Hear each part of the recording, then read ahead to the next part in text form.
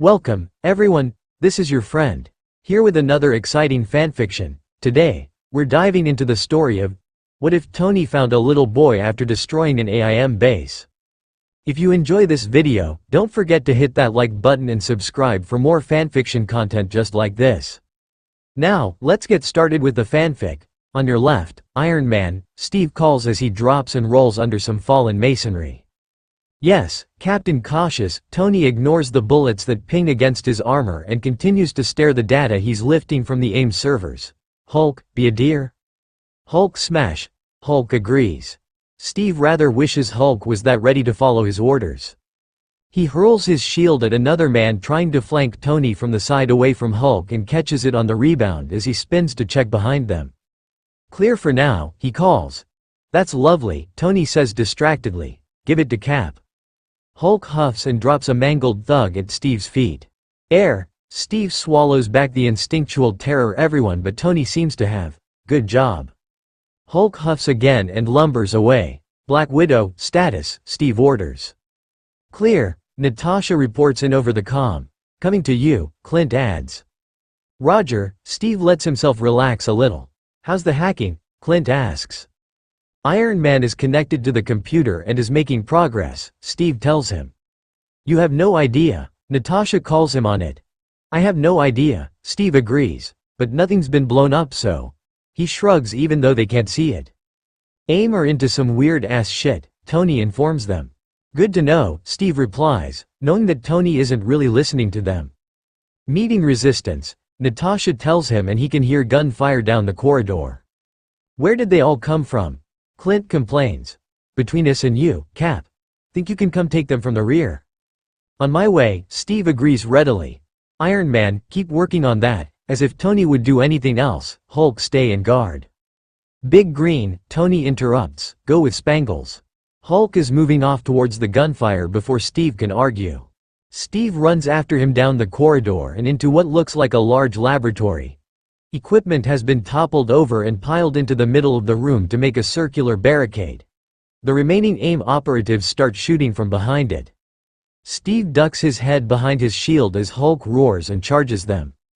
Nice, Cap. Clint appears on the other side of the lab.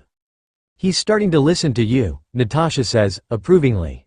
Iron Man told him to come. Steve admits as he watches Hulk wander around the large room as if he's patrolling. It isn't that he doesn't like you, Cap, Clint insists. He just likes Iron Man more. Steve ducks into the ruined barricade to check for survivors. Iron Man just tells him to do things he was already inclined to do. Natasha disagrees as she starts piling bodies. No, they have some sort of understanding. Guys, it helps that he isn't scared of him, Natasha adds with a smirk. Everyone is. Hey, Clint snaps before softening his voice. I think there's a kid back here. There's several long seconds of silence and then all eyes are on Steve. What? He stares back. You're Captain America, Clint tells him. Saving children is definitely your job.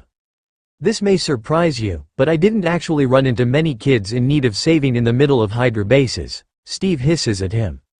Just be you, Natasha tells him, kids like you. Kids like Hawkeye, Steve objects.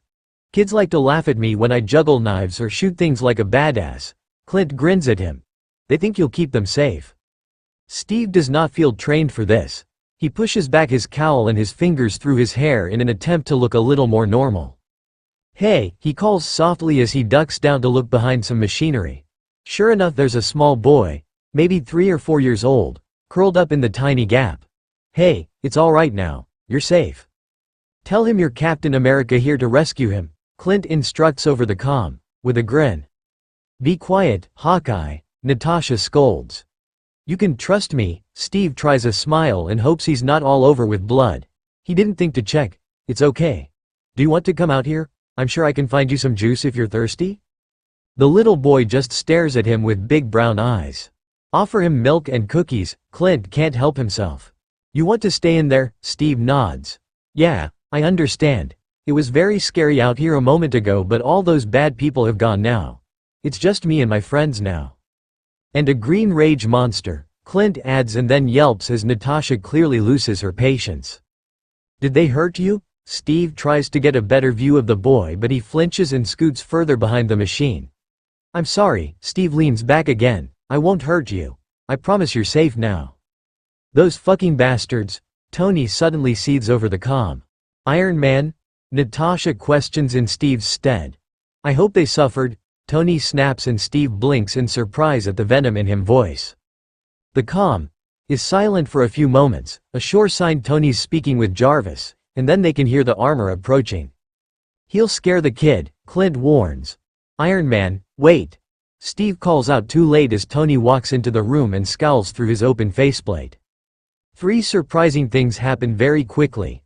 Firstly, the armor retracts, which doesn't normally happen unless they have confirmed a location safe, and Tony moves to stand behind Steve. Secondly, the little boy, who has been half cringing from Steve this entire time, lights up at the sight of Tony and scrambles out from behind the machinery. And finally, Tony drops to one knee, opens his arms, and the little boy, with only a moment's hesitation, runs straight to him and flings his arms around his neck. What the fuck? Clint is as eloquent as ever. Steve is quite sure his entire team are still working to comprehend the sight in front of them. Tony Stark is standing in front of them, flicking at a tablet that he has magicked from somewhere, with a small boy perched on his hip and cuddled against his side. You should have just told him you were Captain America, Tony tells him without looking up from what he's doing. The little boy finally lifts his head away from Tony's neck and stares at Steve, apparently looking at his suit. I wasn't sure Captain America would be very reassuring, Steve shrugs, he's very young. Tony just hums vaguely. S.H.I.E.L.D. are on the way to clean up, Natasha tells them.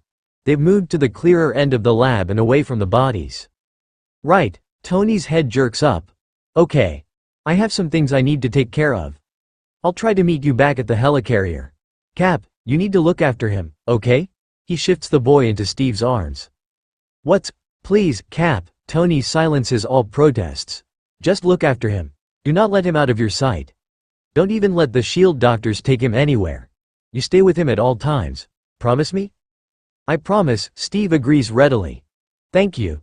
Tony sounds relieved as he steps back into his armor and rockets away. Okay. Steve makes the effort to smile at the boy who's tracing the star on his chest with a finger. We're good, aren't we? And Tony'll be back before you know it. Huge brown eyes just gaze up at him for a moment before the boy curls into his side and promptly falls asleep. What the fuck? Clint just looks bewildered. Language, Steve scolds, quite automatically, with a glance to the boy in his arms. Natasha hums and moves to a console against the room. After a few minutes she's apparently hacked in. Well, she turns back to them, whatever it was he found, he's wiped the data from here.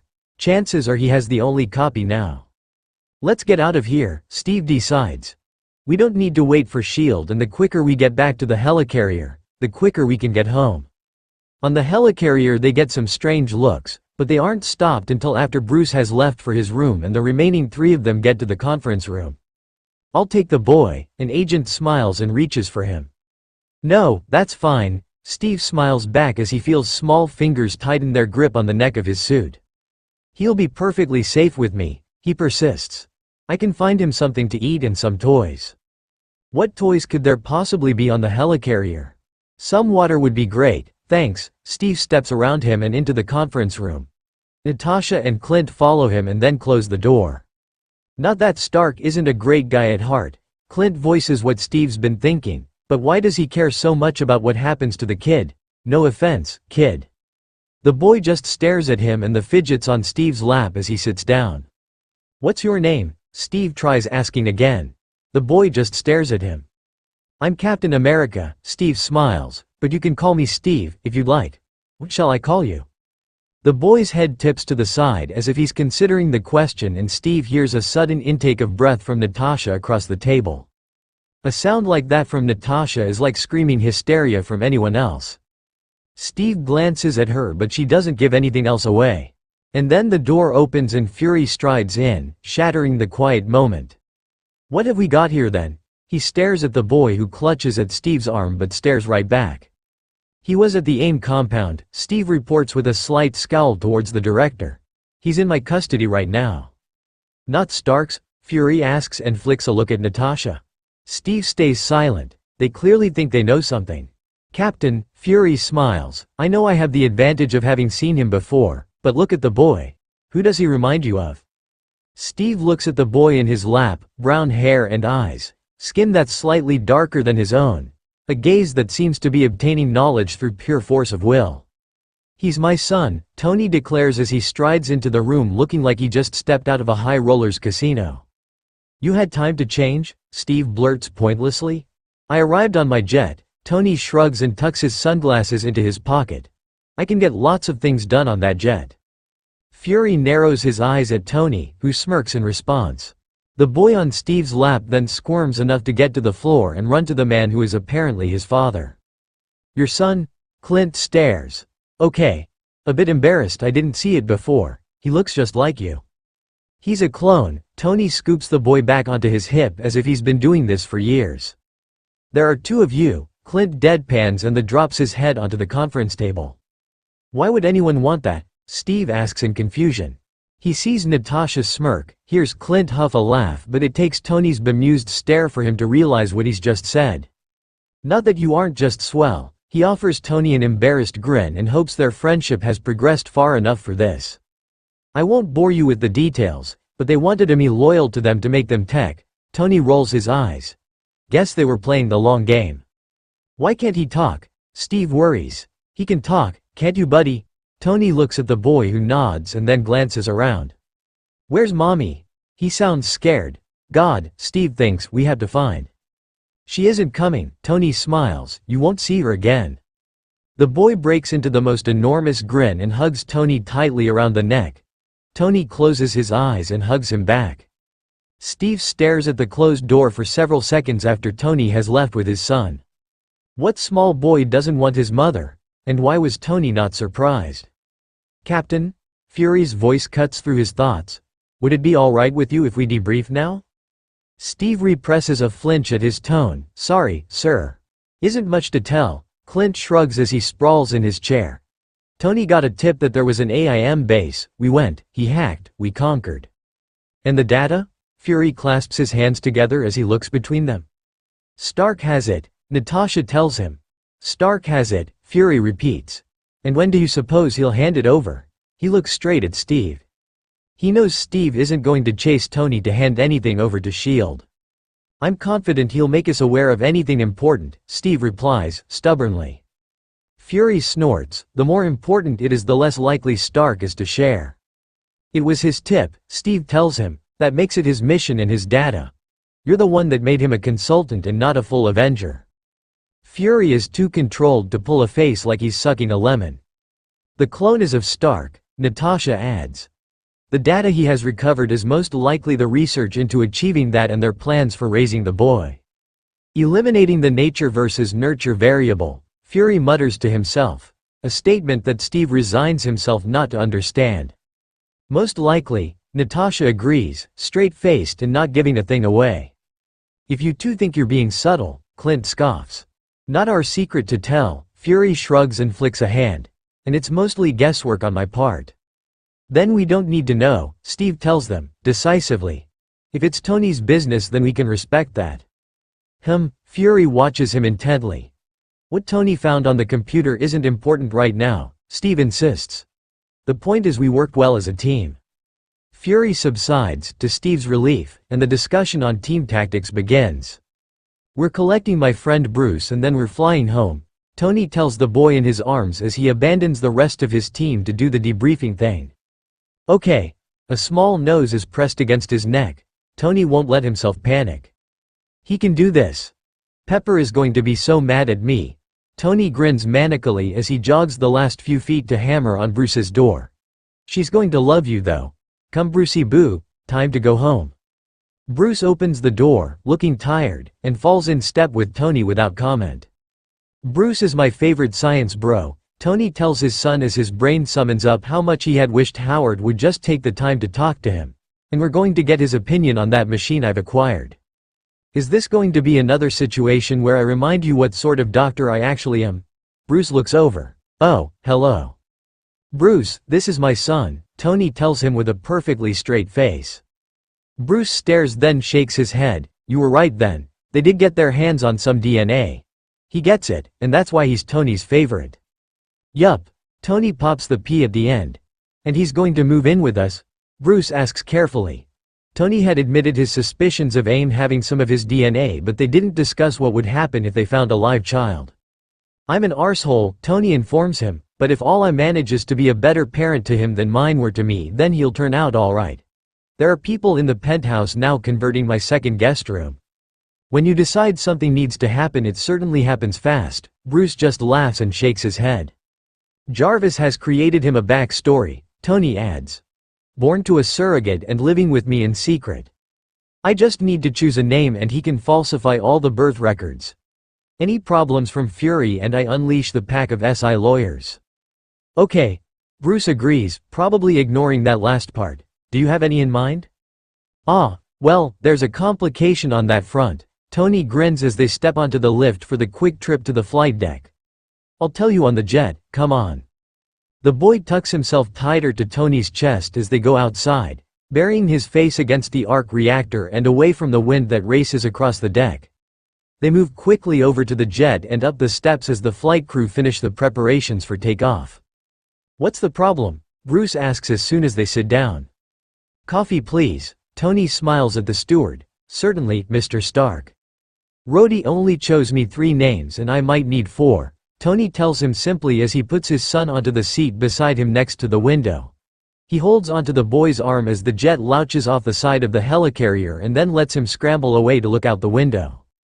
Might need 4, Bruce repeats and rubs his eyes before pinching the bridge of his nose. Tony. I'm quite tired, can you spell this out for me? The machine he was hiding behind? Tony reminds him and Bruce nods vaguely. An incubator. Can we have burgers and chips, please? He diverts easily into beaming at a stewardess who's bringing over his coffee now that they're in the air, and juice. Orange juice with bits.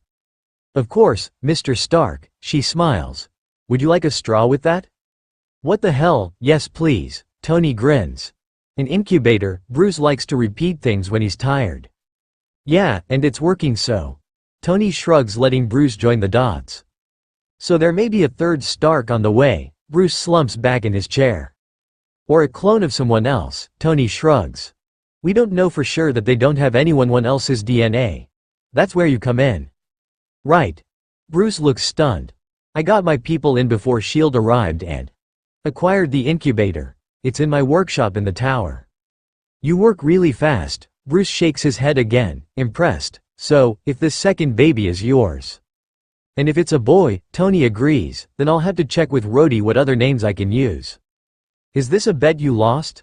I'm not allowed to name human beings, Tony declares. Probably wise, Bruce smiles. Well, Tony knows patience isn't his strongest suit. He stretches as he stands up from the coach where he's put his son down to sleep using his tailored suit jacket as a blanket. In a practiced move he dodges around dummy to get to where Bruce is studying the data from the AIM servers. This is incredible research. Bruce sounds impressed and reminds Tony of Reed. They cloned me, Tony smirks, and I'm not your average guy. No, Bruce agrees with a smile. Is the kid mine? Tony leans into Bruce's side. Bruce looks awkward but doesn't move away. Yes and no. Mine but not another clone, Tony guesses. Any idea who the mother is? Bruce looks up. Steve. Tony glances over his shoulder expecting the captain to have arrived, but there's no one there. Oh, Tony turns back to face his friend. They managed to create a child from me and Cap? That's weird. Yes, Bruce sighs. It seems that due to the serum they were able to manipulate some cells of Steve's into behaving as eggs, so then they just injected them with your DNA. Why? Tony shakes his head as his mind races. Your mind with Steve's serum? Bruce suggests with a shrug. Maybe just a simple straight-up bargaining chip against you both. They can't know what traits it'll display, Tony scowls, unless they know the serum will be passed on. Your own intelligence could be argued to be genetic, Bruce adds mildly. Bruce is allowed to mention Howard because he's Tony's favorite. There's that, Tony agrees. How long until it's born? 2.5 months if we're going to believe this convenient countdown. Bruce gestures to the screen. I'll read the rest of their notes to be sure. Tony starts planning in his head. Okay, we can work with this. He can definitely work with this. It's a boy, Bruce adds, for what it's worth. Tony nods. Right, okay. Jarvis, run those names past Rhodey. Of course, sir. Where are you going to tell Steve? Tony hesitates for a moment and then the second child is mine and the other parent isn't known. You're going to lie. He doesn't need to know, Tony shrugs, his gaze settling on his son sleeping across the room. It's his son too, Bruce points out. Look, I like Cap, Tony gestures vaguely. We're getting along all right and he's settling in better now. I don't think suddenly have a child is going to help. And having a child with me, when we're only just at the stage where he feels he can tease me, and with him coming from the 40s? No, it'll throw him off his stride when he's only just found it. You really think it's okay to keep his son from him? What? No, Tony scoffs. I'm not going to do this alone. What the hell do I know about caring for a baby? I'm going to shove them together at every possible opportunity. I'm just not going to tell Cap that the kid's his. So he'll have the relationship with the boy but not any of the responsibility. Bruce shakes his head with a smile. Tony, that's an interesting line your morals are letting you walk. I'm a billionaire with a support structure, such as it is, outside of the team. Tony grins self-depreciatingly. Cap only has the team and still occasionally freaks out over the price of takeout. And if the child bears an uncanny resemblance to Steve, Bruce asks, but he's smiling so Tony's pretty sure he's happy with this plan. We shall blow up that bridge when we come to it. Tony claps him on the back. Sir, Jarvis calls out, Colonel Rhodes has approved of your chosen names for the children. He will be calling you later when he's able. Great, Tony smiles. You approve too, buddy? I am honored, sir. Tony nods, then, Bruce, he gestures across the lab to the sleeping child, meet Peter Jarvis Stark and, he gestures to the incubator, James Stephen Stark. Congratulations, Tony. Bruce smiles and grips his shoulder, you're a dad. Tony blinks in surprise and smiles before waggling a finger at Bruce. Do not let me fuck up raising Captain America's kid. Bruce just smiles. After debriefing, Steve heads straight home. Still, it's late in the evening before he finally gets back to his floor of the tower and is able to shower and change. Jarvis, where's Tony? He asks as he wraps a towel around his hips and starts rubbing his hair dry.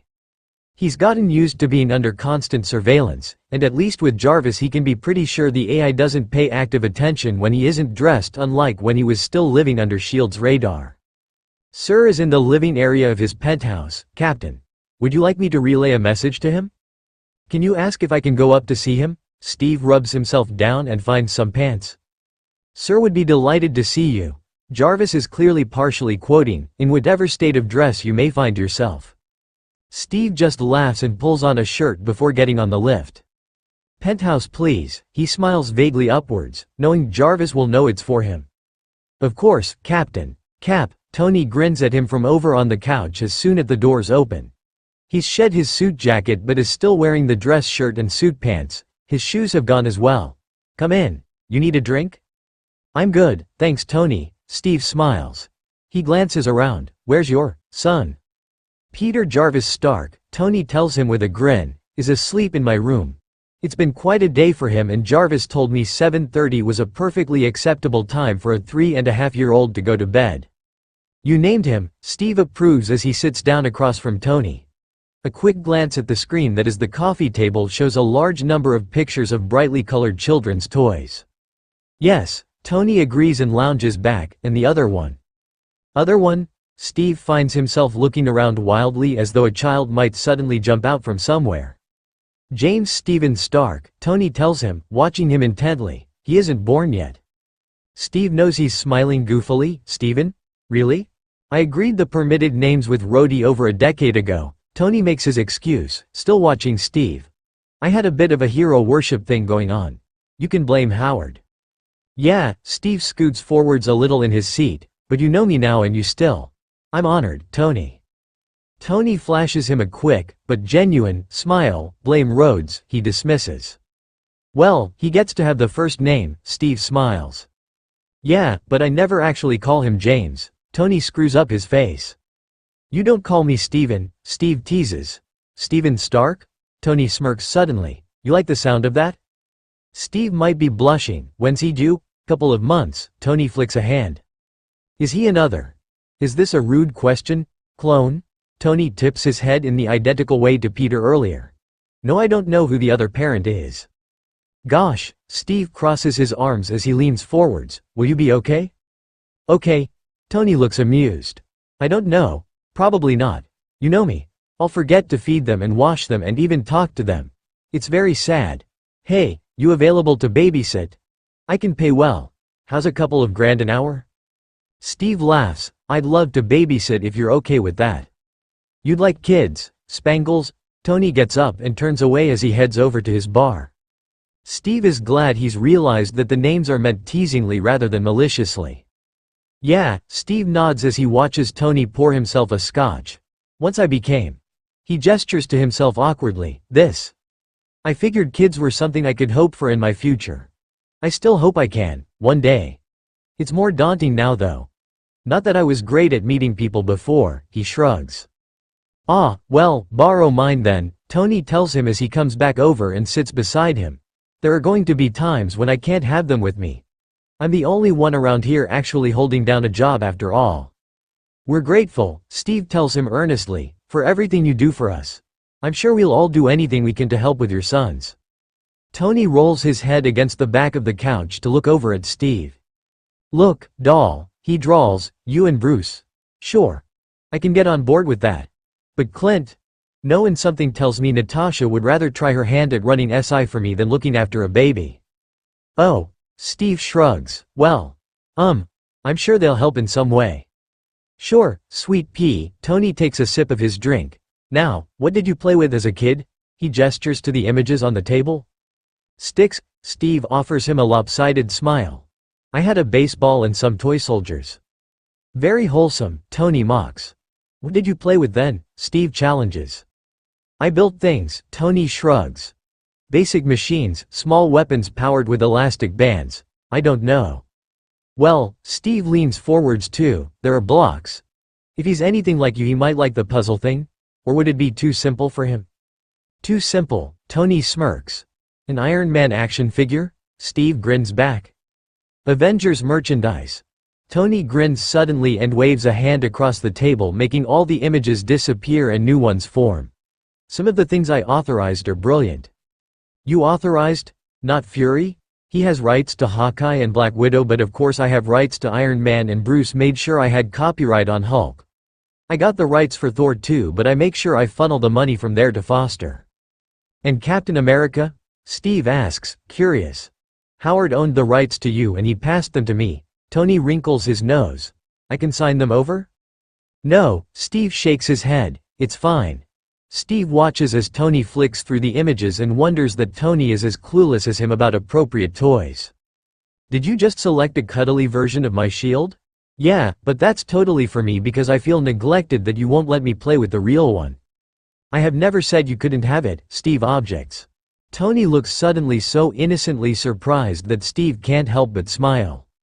Really, of course, Steve tells him. Whenever you want, just call and I'll bring it down to your workshop. Tony beams at him. I'll let you have the plush one then. Give it to Peter. Steve smiles. I'll have a cuddly Iron Man instead. Tony laughs and puts down his finished drink. Sure, I can do that. Where will he stay? Steve doesn't really want to have to point out to Tony that his penthouse isn't exactly child-proof. He'll sleep in my room until my second guest room is converted. Tony misses the point. That should be finished in a couple of days.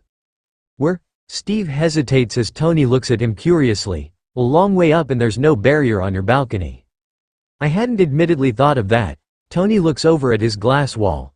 But Jarvis would never let him outside on his own, and even if he did get out, Jake can catch him with a suit. That's the plan. Steve finds himself unfortunately charmed by Tony's attitude. If your son falls off the edge of a skyscraper, it's okay. Because your AI butler will catch him with one of your robot suits? Yes. Tony just looks confused. No, it's a fine plan, Tony. Steve smiles at him.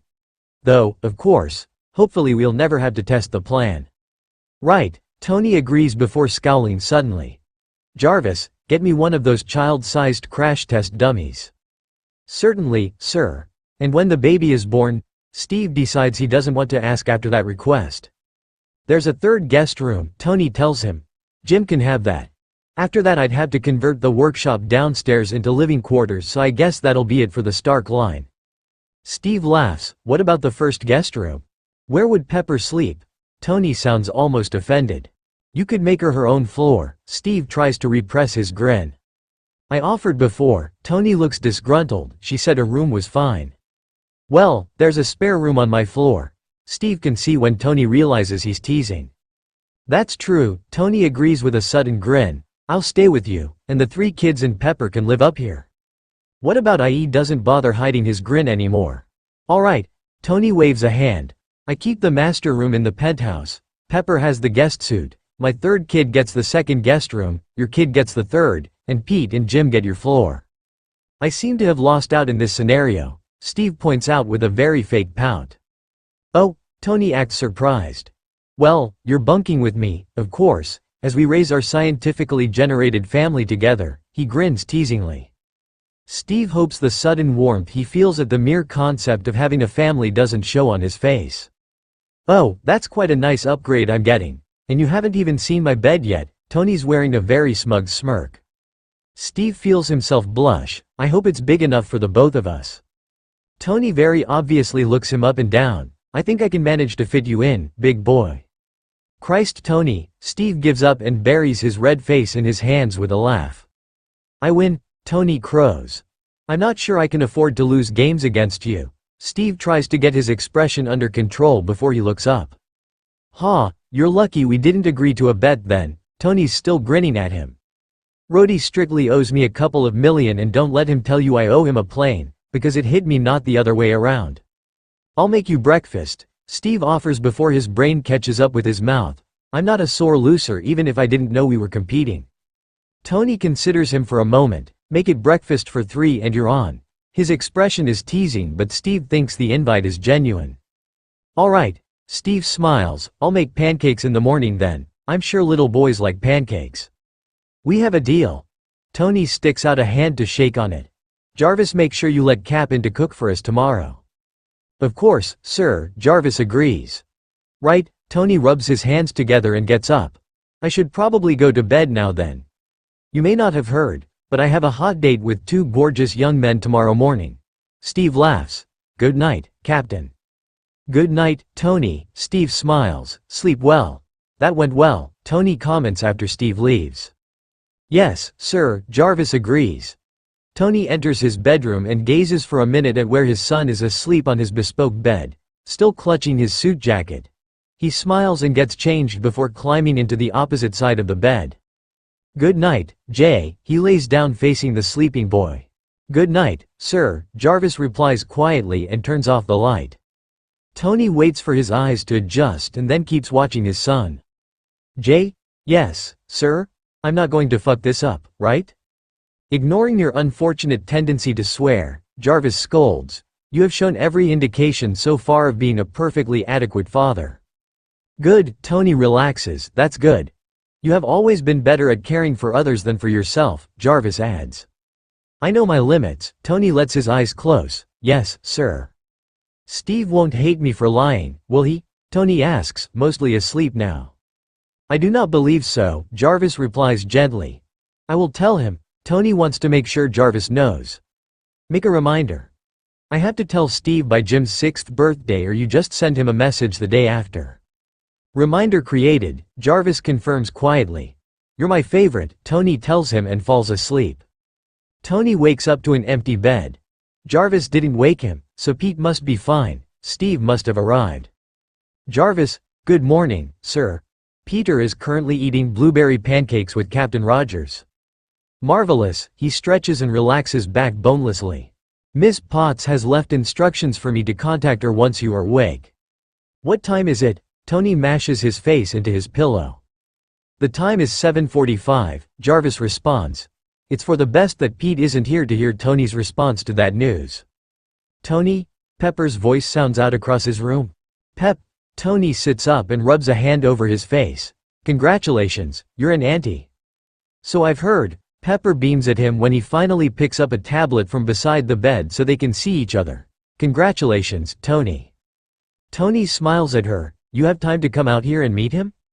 Of course I have time, she scoffs at him.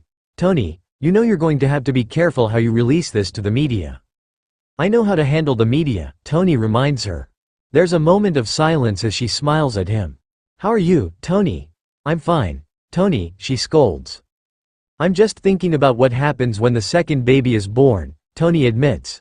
If he actually looks like Steve, I guess I just hope no one jumps to the right conclusion. Why would he look like Steve? Pepper just looks confused. Because AIM are crazy people who made a kid from me and Cap, Tony tells her. You aren't going to tell him, she doesn't look impressed. He doesn't need to know, Tony shrugs. Tony, she shakes her head, that just isn't fair, on either of them.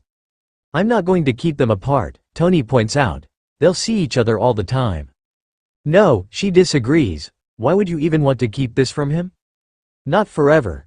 Tony tries reassuring her. Cap's still a little unsettled in this century. If I tell him the kid is his, then he'll have this responsibility that he can't walk away from. He isn't ready for this bullshit, Pep. You think this is better for Steve? She hisses at him. I do, he nods. Because it is. He's just starting to find things that he enjoys. I can't rip that from him and hand him a baby. Does he not like kids? Pepper's still not looking happy. He does, he tells her, doesn't mean he wants one with me, though, and I will tell him. Definitely. Before Jim's 6th birthday or Jarvis'll do it for me, and the fallout from that would be much worse. 6 years? She shakes her head. Look, he interrupts her with the tone she knows he means he's actually being serious. What does it matter? It's just DNA. If he wants to be in the kid's life, he will be. If he wants to be responsible for helping look after him and protect him, he can. What does it matter if I don't tell him? If he doesn't want anything to do with him, then it's for the best that he doesn't feel obliged. Pepper just looks sad now. If he sticks around, Tony continues after a moment, then they'll both know it was because he wanted to. But there's no downside, Tony interrupts. Either Cap gets it and everything is fine, or he's angry, but he'll be angry with me, not with Jim. If the only fallout is Cap being furious with me, he shrugs, then I'm definitely doing the right thing. I'm not happy with this, Pepper tells him. You don't have to be. Tony wrinkles his nose. Just don't tell Cap. Who else knows? She sighs. Bruce and Jarvis. Oh, like either of them would argue with you. She mutters. She forgets how sensitive the mics are in stark tabs. Women make this choice all the time, Tony tells her. I'm trusting you not to tell him. Blatant manipulation on his part. I won't tell him, Pepper finally agrees, but we're going to talk about this again when I get there. The deadline is his 6th birthday, Tony reminds her. I can tell Cap before that if I think it's a good time. Captain Rogers is about to enter hearing range, Jarvis reports. I'll speak to you later, Pep. Steve's there at this time in the morning? Did you sleep with him? Pepper's eyes have widened. There's a choked noise from the hallway. Yes, we had crazy monkey sex, Tony tells her. Gah. Steve has apparently forgotten how to speak. All right. Pepper seems to relax, but why is he there? He's making breakfast because he's. Tony gestures at Steve and grimaces, wholesome. You make that sound like an insult. Steve remembers how to speak. Good morning, Ms. Potts. Good morning, Captain, she replies with a smile. There's no hint of what he's told her in her tone. She's his favorite. I'll call you later, Tony. No breakfast in bed? Tony dumps his tablet and gets up. I wasn't even sure you were awake, Steve replies and glances away as Tony stretches his arms over his head. I'd always welcome a wake-up call from you, Tony smirks at him. I'll remember you said that the next time I fancy company on my morning jog. Steve shoots back as he leads the way back down the hall. Jogging isn't my thing, Tony replies easily, but I'm sure I can think of an activity we could do together that'll work up a sweat. Steve laughs. A marked improvement over a few weeks ago when he would have flinched and glared angrily. Dada. They're interrupted as Pete jumps down from his seat at the bar and runs to Tony. You don't have a table, Steve informs him, so we ate at the bar. Huh, Tony scoops up his son and then glances around as if he's expecting to find a table. Right. I've not needed one. Good morning, Pete. Dada. Pete wraps his arms around his neck. What's the verdict, kiddo? Does Cap know his way around a pancake? I know my way around a coffee machine, Steve replies and hands over a steaming mug. You are my favorite, Tony informs him as he inhales the vapors. There were blueberries, Pete tells him matter-of-factly. Yeah? Well, Cap's an overachiever, Tony tells him and hops up onto one of the bar stools. Feed me. Sure, Tony. Steve just looks amused as the turns back to his frying pan. You still hungry, Squirt?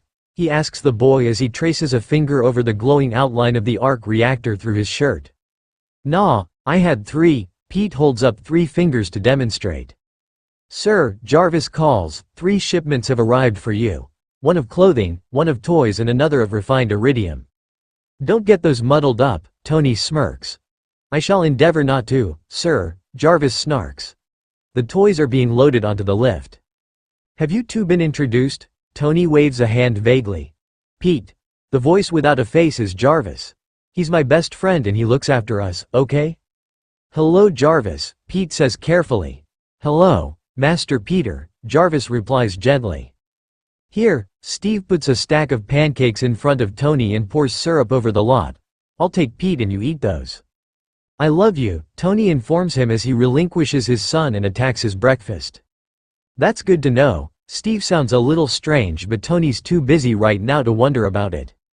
You got him dressed all right? Tony asks as he swallows down some more coffee. He nods vaguely to where his son is clearly not dressed in the pajamas Tony put him to bed in. I may have dared to enter a 24-hour mall on my morning run, Steve admits, and they had some clothes in his size. You don't mind, do you? Tony just scoffs, oh, so much. The liberties you've taken. Make me breakfast for the rest of the week or I'll never forgive you. Steve laughs, well, I can't have that. Delivery on the lift for you, sir, Jarvis announces. Get that for me? Tony asks, waving vaguely at the lift doors as they open. It's all stuff for Pete. All of it? Pete sounds odd. Sure thing, Tony agrees. He may have gotten a little carried away, but it's not like the kid doesn't deserve it. He swallows down the last of his pancakes and refills his coffee before venturing over to help Steve with the boxes. Dumping them all in the middle of the floor means they can see what's arrived as well as freeing up the lifers and glances at him. Getting one of each of the Avengers action figures was necessary though, and he couldn't help the cuddly shield. The 3 tubs of Lego Technic just make sense and so do the large number of toy cars, the road mat to go with them and the multi-level car park and garage. As for the paints and crayons, what kid doesn't like that shit? And the 3 remote-controlled cars were just too good not to get, though, actually, if he just adjusts the gearing. But not right now. The bicycle is, admittedly, not the most practical toy at the top of a skyscraper, but the penthouse is pretty open plan and he doesn't have carpets. Pete is quickly enamored with the little toy cars and sends them shooting off in all directions across the polished floor. Tony sits cross-legged next to him as he puts stabilizers onto the shiny red bike and Steve shakes his head before starting to remove various toys from their packaging. There isn't a puppy in here, is there? Steve asks quietly. No, Tony knows he looks baffled. There's every other present a little boy could want, Steve replies with a shake of his head. No pets, Tony looks back down. Perfect, that's the first thing he can resent me for. Don't be absurd, Steve tells him. He'll just make himself a robot dog and everything will be fine. Tony laughs quietly. If it turns out like dummy that's not much of an improvement, but it wouldn't shed on everything, I suppose.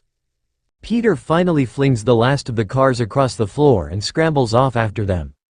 I think this may be yours? Steve asks a few minutes later, holding up a Stark tab. Why would I want another of my own tablets? Tony smiles. It's Peter's. Turn it on, will you? Jarvis can configure it from there. He's 3, Steve objects, but does as he's told. And a half. Pete adds from across the room as he wiggles his way under the couch to reach one of his cars. 3 and a half, Tony nods, get it right, Cap. Sorry, Pete, Steve shakes his head with a laugh. Tony, is this a gun? A Nerf gun, Tony agrees. There's a bow and arrow version around here somewhere too. He grabs it from Steve and shoots his son who shrieks with laughter and runs around dodging. This is so wrong, Steve is grinning. Probably, Tony agrees as he runs out of ammo. Kid, bring me all those darts so I can reload. So very wrong. They watch Pete scoop up all the Nerf darts and carry them to his dad. Good job, Tony tells him as he reloads.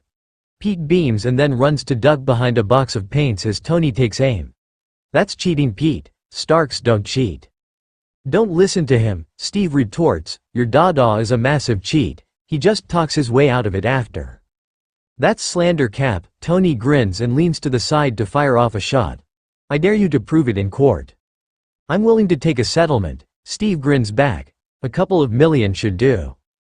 Done deal, Tony tells him, and then shoots him in the shoulder. Before Steve realizes it, he's spent all morning playing with Tony and Pete, and he only realizes then because Jarvis makes an unsubtle hint to Tony about it being lunchtime. Tony nods. Right. What food do we have up here?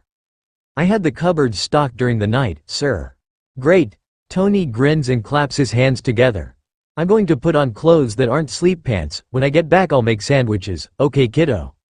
Okay. Pete just smiles at his dada adoringly. Cap, would you put some more coffee on and find some fruit to go with lunch? Tony starts backing out of the room. And milk for Pete, and yourself. Probably. I'll have coffee. Steve rolls his eyes.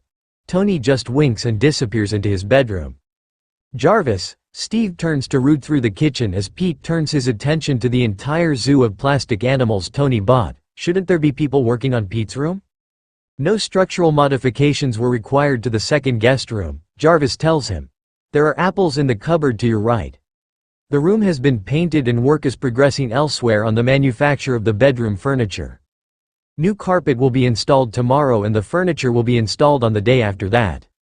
Wow, Steve laughs. Being Tony Stark really is something, huh? It's quiet for a moment and then Jarvis speaks again. Sir is worried he will not be good at this. His own upbringing was far from stellar. Steve stops what he's doing. I will, of course, help him in any way I can. The AI continues. But may I make a request of you, Captain? Of course, Steve squares his shoulders. Be patient with him. Jarvis pauses. Sir simultaneously knows how important family is and doubts its necessity. I'll help out as often as he'll let me. Steve scowls. What do you mean he doubts? Sir knows, only too well, how being of the same blood does not equate to a loving family, Jarvis replies quickly. I don't understand. The cupboard above and the left of you for plates, Captain, Jarvis interrupts. Is this as far as you've got? Tony strides into the room. He's now dressed in jeans and a SIT shirt and still manages to look like he should be on the front of a magazine. Cap? You're advertising yourself, Steve tells him. Dear God. One day. Please just let me have one day where I do not say something stupid to Tony Stark. Amen. That sounds dirty. Tony looks bemused. It brings out the glow of the arc reactor, Tony tells him pompously and then laughs as he turns to the fridge. Get a grip, Rogers. He puts 3 plates at Tony's side and pours their coffees. Pete has wiggled his way into one of bar stools by the time Steve turns around, which makes him feel terrible. You need a real table, Tony, Steve tells him as he helps Pete move his chair closer to the bar. Yeah, Tony glances over his shoulder to where his son is waiting for food. At least he's on the side away from where all the alcohol is stored. Jarvis, Tony turns back to his sandwiches. Search for a table that matches the decor. Run it past Pepper and then get it delivered. By tonight if you can. Of course, sir, Jarvis replies. Huh? Tony turns around looking triumphant. And you thought I couldn't cook? You made a sandwich, Steve points out as he pours a cup of milk. I made 3 sandwiches, Tony pouts as he puts the plates on the bar and hops onto the seat beside Steve and opposite his son, with 3 ingredients. I'm very impressed, Steve grins. I'm very impressive, Tony replies. You want me to cut up your apple, kiddo? Pete hands the apple over wordlessly. Which is for the best as he's just crammed an enormous amount of sandwich into his mouth. Hungry, huh? Tony just smiles at him as he cuts the apple into slices. There you go. Steve's heart may have melted. The first slice of apple disappears before Pete has even swallows his entire mouthful of sandwich. Try not to choke, bud, Tony advises. This is pretty good, Tony, Steve adds. No need to sound so foo. Tony glances at his son, Unky. Funky, Steve represses a smile. Yes, Tony grins back. No need to sound so funky surprised. That must be a modern saying. Steve turns back to his lunch. Shut up, by the time he's finished eating Pete's eyelids are starting to droop. Nap time, buddy, Tony says quietly and scoops his son off of his stool. Dada, Pete slumps against Tony's chest. Yeah, baby boy, I'm here. Tony murmurs quietly as he walks off towards his bedroom. Steve watches him leave and then tidies up the remains of their lunch. After that he starts picking up Pete's toys, which are pretty literally covering the entire penthouse floor. God, you're so domestic. Tony reappears and slumps onto the sofa. I'm totally keeping you. You're an amazing father, Tony. Steve smiles at him and abandons the tidy-up job. Hey, I'm just aiming to be better than Howard, Tony shrugs. Steve has learned not to comment to Tony about Howard. How long do kids even nap for? Tony asks. I'm afraid I have no idea. Steve smiles at him. I have found research suggesting 45 minutes should be adequate, Jarvis tells him. Great, Tony pulls out a tablet. Bring up the blueprints for the repulsors for the Quinjet. Of course, sir, Jarvis sounds strangely relieved. Steve gazes at Tony through the slowly rotating hologram for a few moments. I'll leave you to it. Tony looks up in surprise. You're leaving? You have work to do, Steve shrugs, and I've already completely invaded your morning. I don't mind, Tony blinks at him, and Pete likes you. How messed up is it that he wishes this little domestic scene they've acted out were real? I had a lot of fun, Steve smiles, but we both have things to do. He makes himself walk to the lift. I'll see you around? I'm getting food sent to the communal floor for dinner, Tony tells him. I need to introduce Pete to the others. You'll be there? Of course, Steve can't fight the grin. Just tell me when. Tony nods and watches as he gets onto the lift. Thanks, he calls just before the door would have closed. For this morning, thanks, Cap. You're welcome. Tony loses himself in his work for a time before jolting back to himself. Jarvis, what's the time? Peter has been asleep for an hour and 5 minutes, Jarvis tells him promptly. I have been monitoring his REM cycle and believe it would be best to wake him in 10 minutes or so, if he does not wake on his own. Right, Tony relaxes back into his chair. Thanks, Jay. Of course, sir. I still have a lot of work to do. Tony looks down at the tweaks he's been making. You think I can take him to the workshop, let him play with Dummy and you? I believe they would be delighted. Jarvis also sounds pleased. Don't think being a dad is going to keep me out of the workshop. Tony reassures him with a grin. I'm going to be a better father than Howard, but I can't give up working. I shall prepare the workshop for your arrival, sir, Jarvis replies as Tony gets up to wake his son. He pauses at the door to his bedroom to gaze at the boy for a moment. He's gorgeous, isn't he, Jay? Tony smiles. You're fishing for compliments, sir, Jarvis replies. Tony laughs quietly. Fair enough. Pete wakes with a start as Tony brushes his hand through the boy's hair. Shish, sorry Pete, it's just me, Dada. He wraps his arms around Tony's neck. Yeah, come on baby. Tony stands up. I have to get some work done downstairs, so I want to stay with you, Pete declares and tightens his grip. Hey, Tony just hugs him back. That's fine. You're coming with me. You can play in my workshop while I'm working. We'll take your toys with us, okay? Pete is silent for a moment. You aren't going away? No, Tony tells him emphatically as he carries him to the mess that is the main room of the penthouse. Pete settles against his chest, though his hand is fisted in the material of Tony's t-shirt. Shall we take your cars or your zoo animals with us? Tony asks, noting that Steve seems to have managed to split those two into separate boxes. Animals, Pete declares. Okay, Tony grabs that box and heads to the lift. You can play with those, and with the bots, and I can try to fix what those idiots at S.H.I.E.L.D. managed to do by guessing their way towards my tech. Dummy perks up as soon as they set foot inside the workshop and chirps happily. You appears to be monitoring the incubator in the corner but also turns to greet them. Hello boys, Tony grins. Dada's home. This is Pete. You saw him yesterday but he was sleeping then. You'll all play nice now, won't you? Pete, he gestures to the bots. This is Dummy and you. They're robots. He takes Pete over to the sofa in the corner and helps him arrange his animals on the floor. I'm going to be just over there. Tony waves vaguely. You need anything you just shout, okay?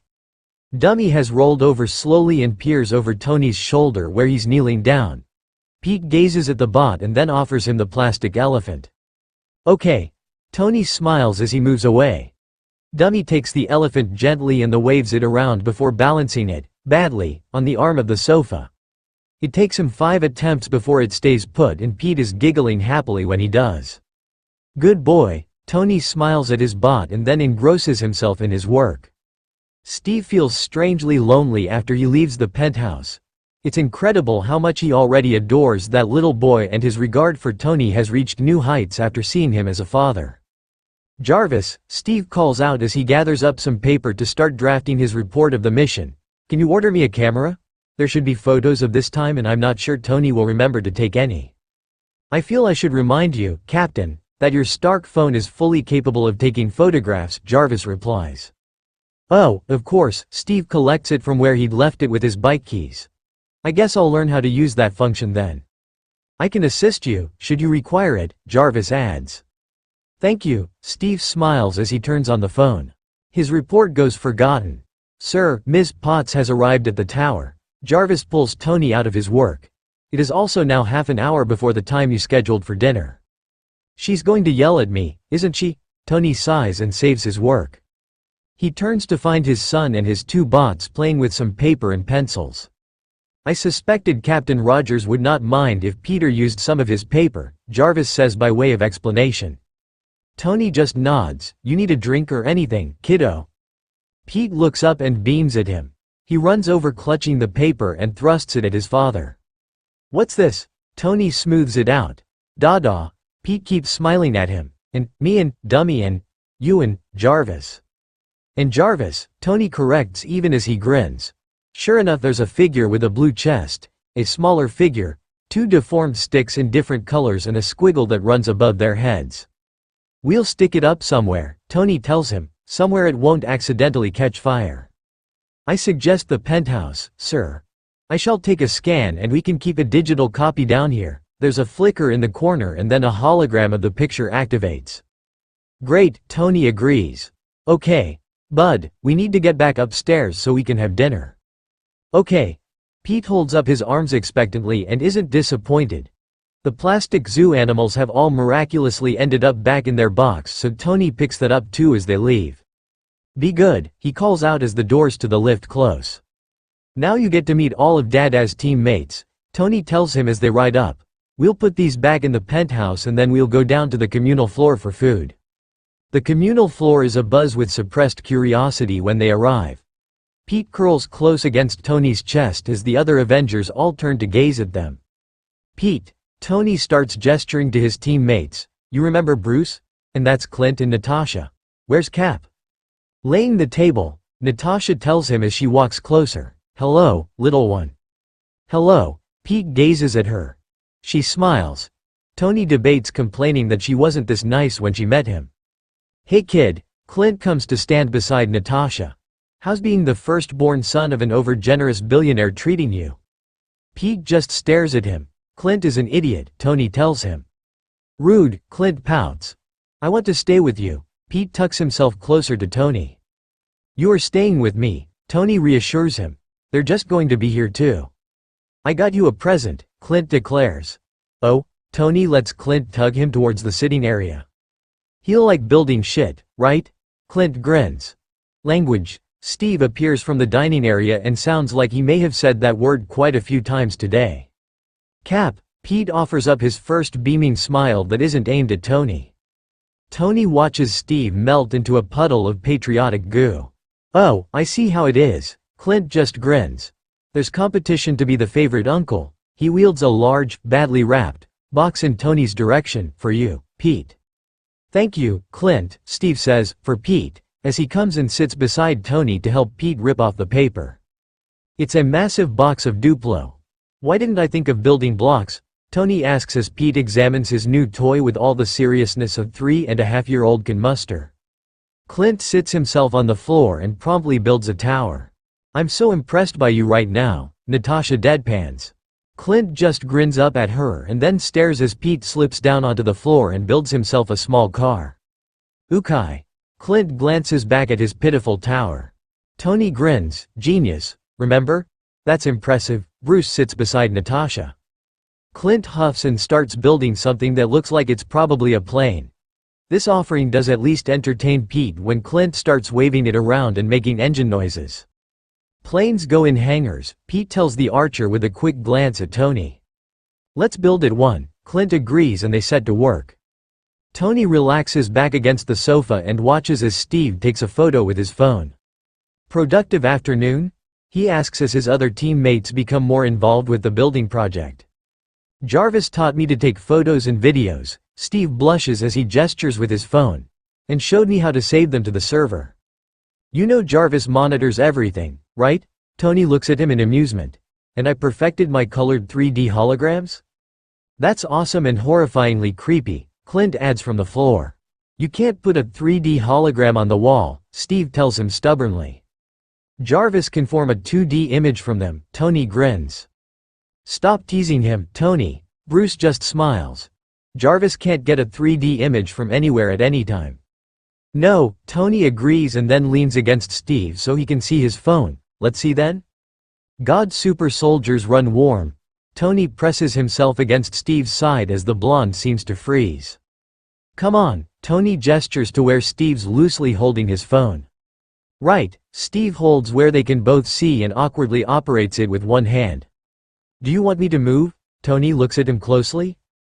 It's fine, Steve gives him a tight smile and shifts the arm Tony had been leaning on to the top of the sofa.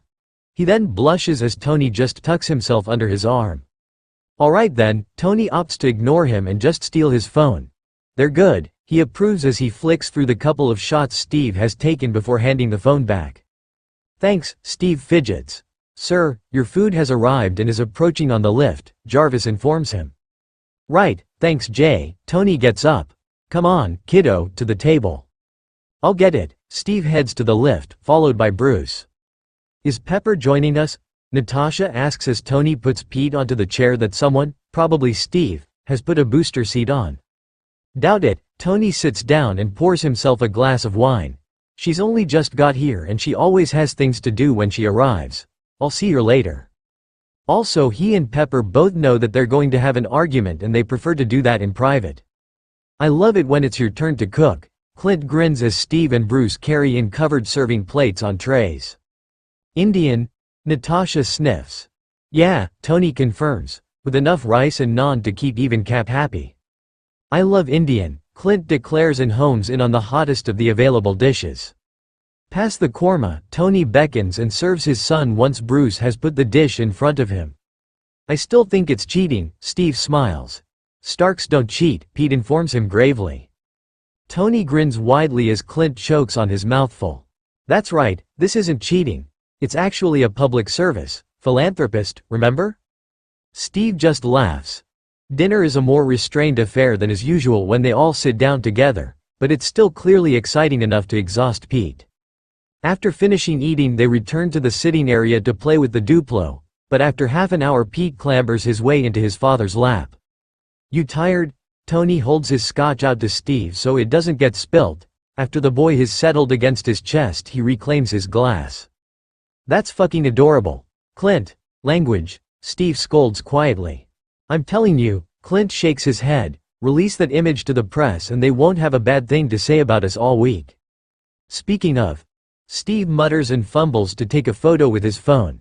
He then gazes at it adoringly so Tony can be pretty sure his tech is proving itself. I am still drinking scotch, Tony points out. You're a very long way from drunk, Steve is looking at Pete adoringly. I wish I could fall asleep that quick, Bruce smiles. He's asleep. Tony glances down. Jay, what time is it? It is 6:45, sir. How much money have you spent on watches that you never look at? Natasha shakes her head.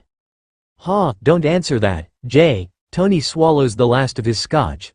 I'm going to put Squirt to bed and see Pepper. I'll see you freeloaders around. I'll see you tomorrow for breakfast, Steve cuts in as Tony stands, being careful not to jolt his son. Oh, right, he made Steve agree to make him breakfast all week. Sure, he looks over to where Steve is giving him a look he can't decipher, sounds like a plan. Good night, Tony, Bruce calls. Tony smiles and offers a sloppy salute to the group. Is Pepper in her room? He asks as the lift starts moving up. Yes, sir. Tell her I'm on the way up and that Pete's sleeping. She is moving to greet your arrival, Jarvis tells him. The doors slide open and whatever Pepper may have been planning to say to him instead comes out as. Ah. Tony grins. Pepper, this is Peter Jarvis. Oh, Tony, she steps closer and touches a gentle hand to Pete's head, he's adorable. Naturally, Tony smirks, but feels his expression gentle as he looks at his son. If they had only managed to get it to work between them. Jarvis showed me the picture he drew. Pepper smiles, he's quite pleased with it. Ah, leave it to my son to win over the most advanced AI in the world with a pencil drawing. I stuck it to the fridge, it seemed appropriately cliché. Tony glances up to look and then notices the rest of the penthouse. Did you tidy up? There is a line of colorful boxes against the wall by the lift that weren't there before? Old habits, she smiles at him. I know you, Tony. You knew I'd buy several $1,000s worth of toys and have nowhere to store them? Yes, she replies simply. I also had all of the clothes you bought stored in the third guest room for now and adjusted your schedule to skip the meeting in DC tomorrow. That was tomorrow? Tony wanders over to the wall to look at the boxes. Why am I not going to DC? I could have made it to DC. I have a jet. And leave you son with someone. Pepper does that thing where she's reminding him that neither of them are stupid. Or take him with you. Good point, Tony waves a hand. Make it a conference call. I'll sit in if I can and record it if I can't. Alright, Pepper agrees. There's a pause where Pepper just smiles at him. I'll put him to bed. Tony gestures to his room, back in a few.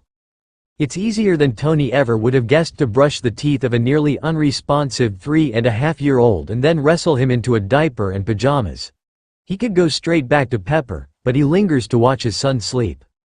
Making Ms. Potts wait is unlikely to improve her mood, Jarvis reminds him quietly.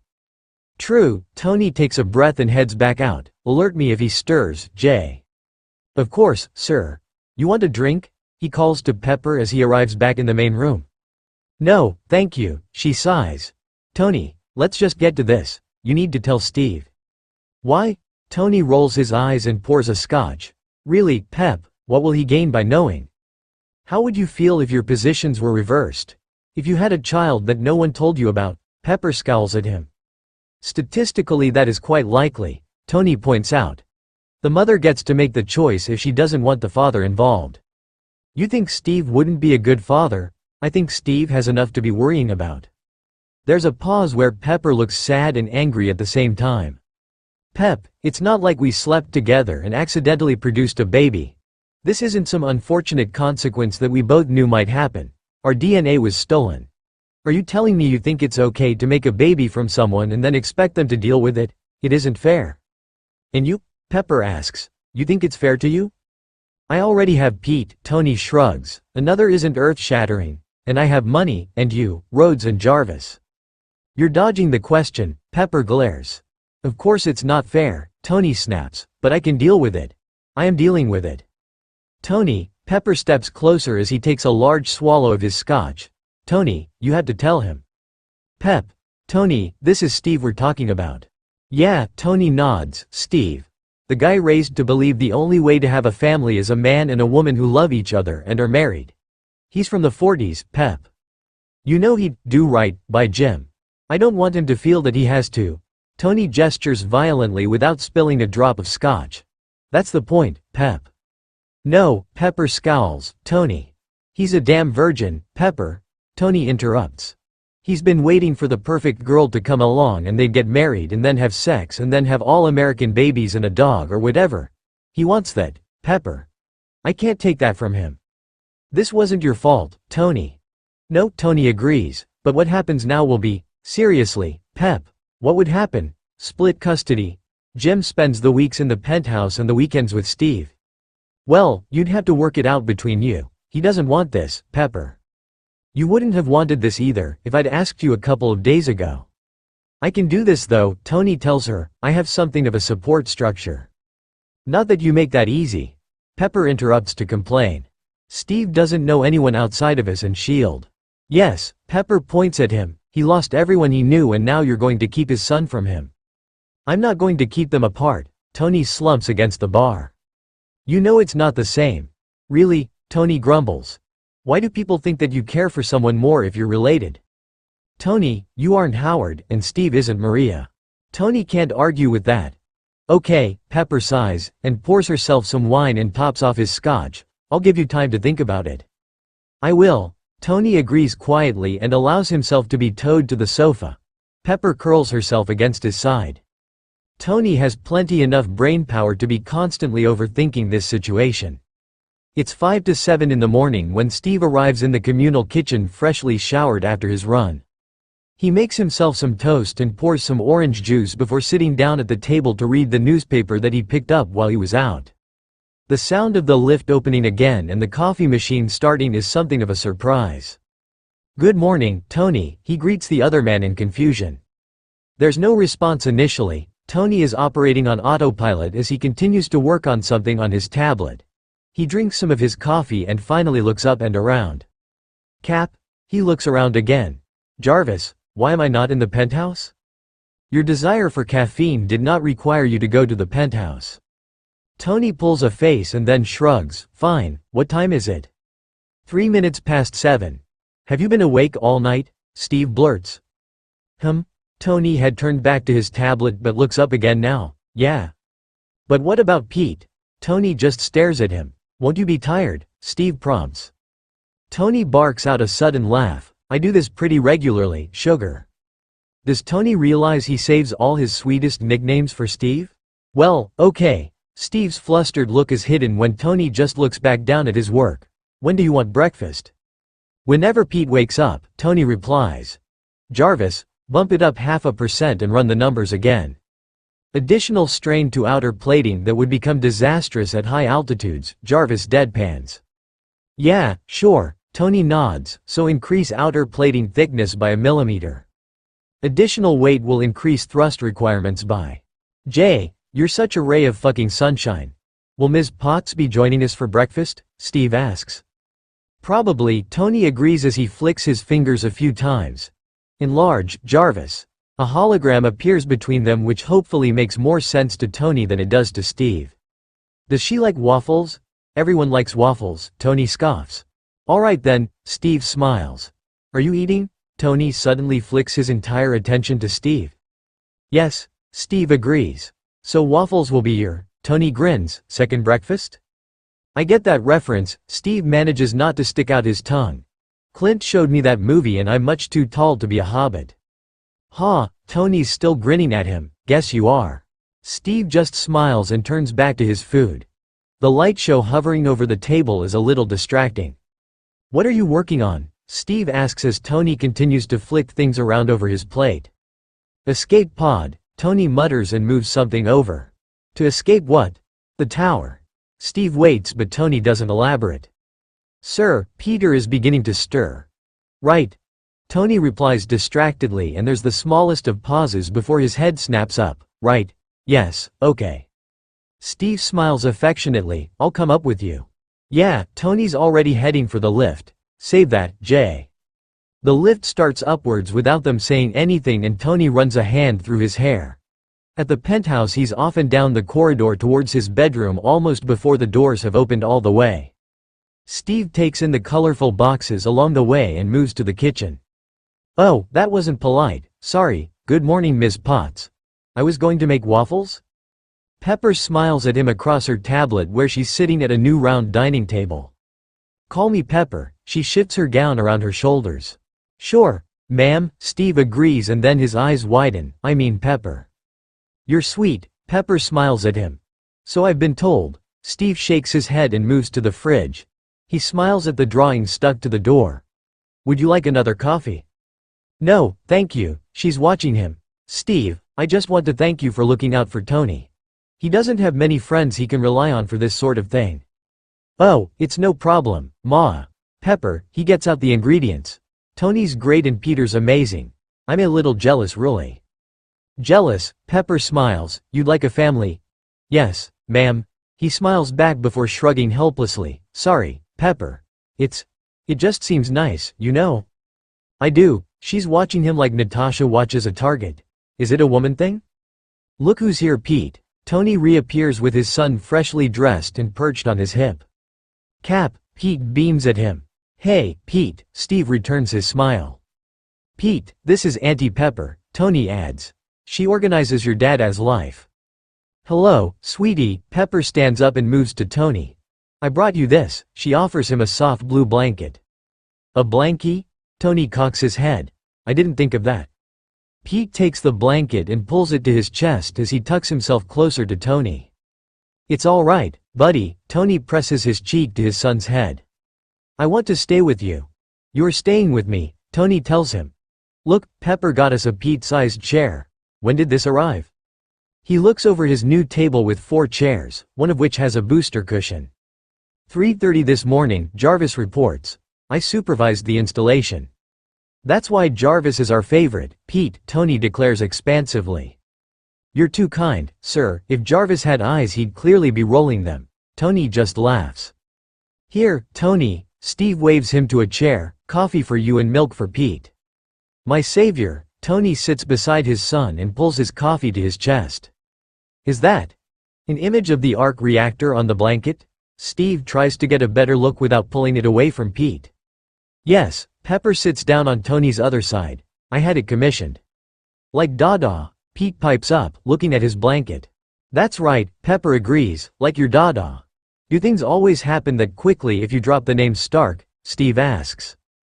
"Generally," Tony grins at him. Steve shakes his head with a smile and turns back to making breakfast. "Tony, your conference call is at 11. Pepper gestures with her tablet. "We should have the numbers in from California this afternoon, and you know the gala is a week tomorrow?" "I'm not so interested in California's numbers as Florida's," Tony replies. "I want to know why they're behind." "Only by a day," Pepper turns back to her tablet. So much of this conversation makes no sense to Steve. "Do I have a new suit for the gala?" "Yes, sir," it's Jarvis that replies. "It will arrive on the day in question." "I'm going to need Cap to come," Tony adds. "Get him a suit too." "Do I get a say?" Steve glances over his shoulder. "No," Tony smirks at him. "I can't leave Pete with anyone, so he'll have to come, so you'll have to be there to look after him."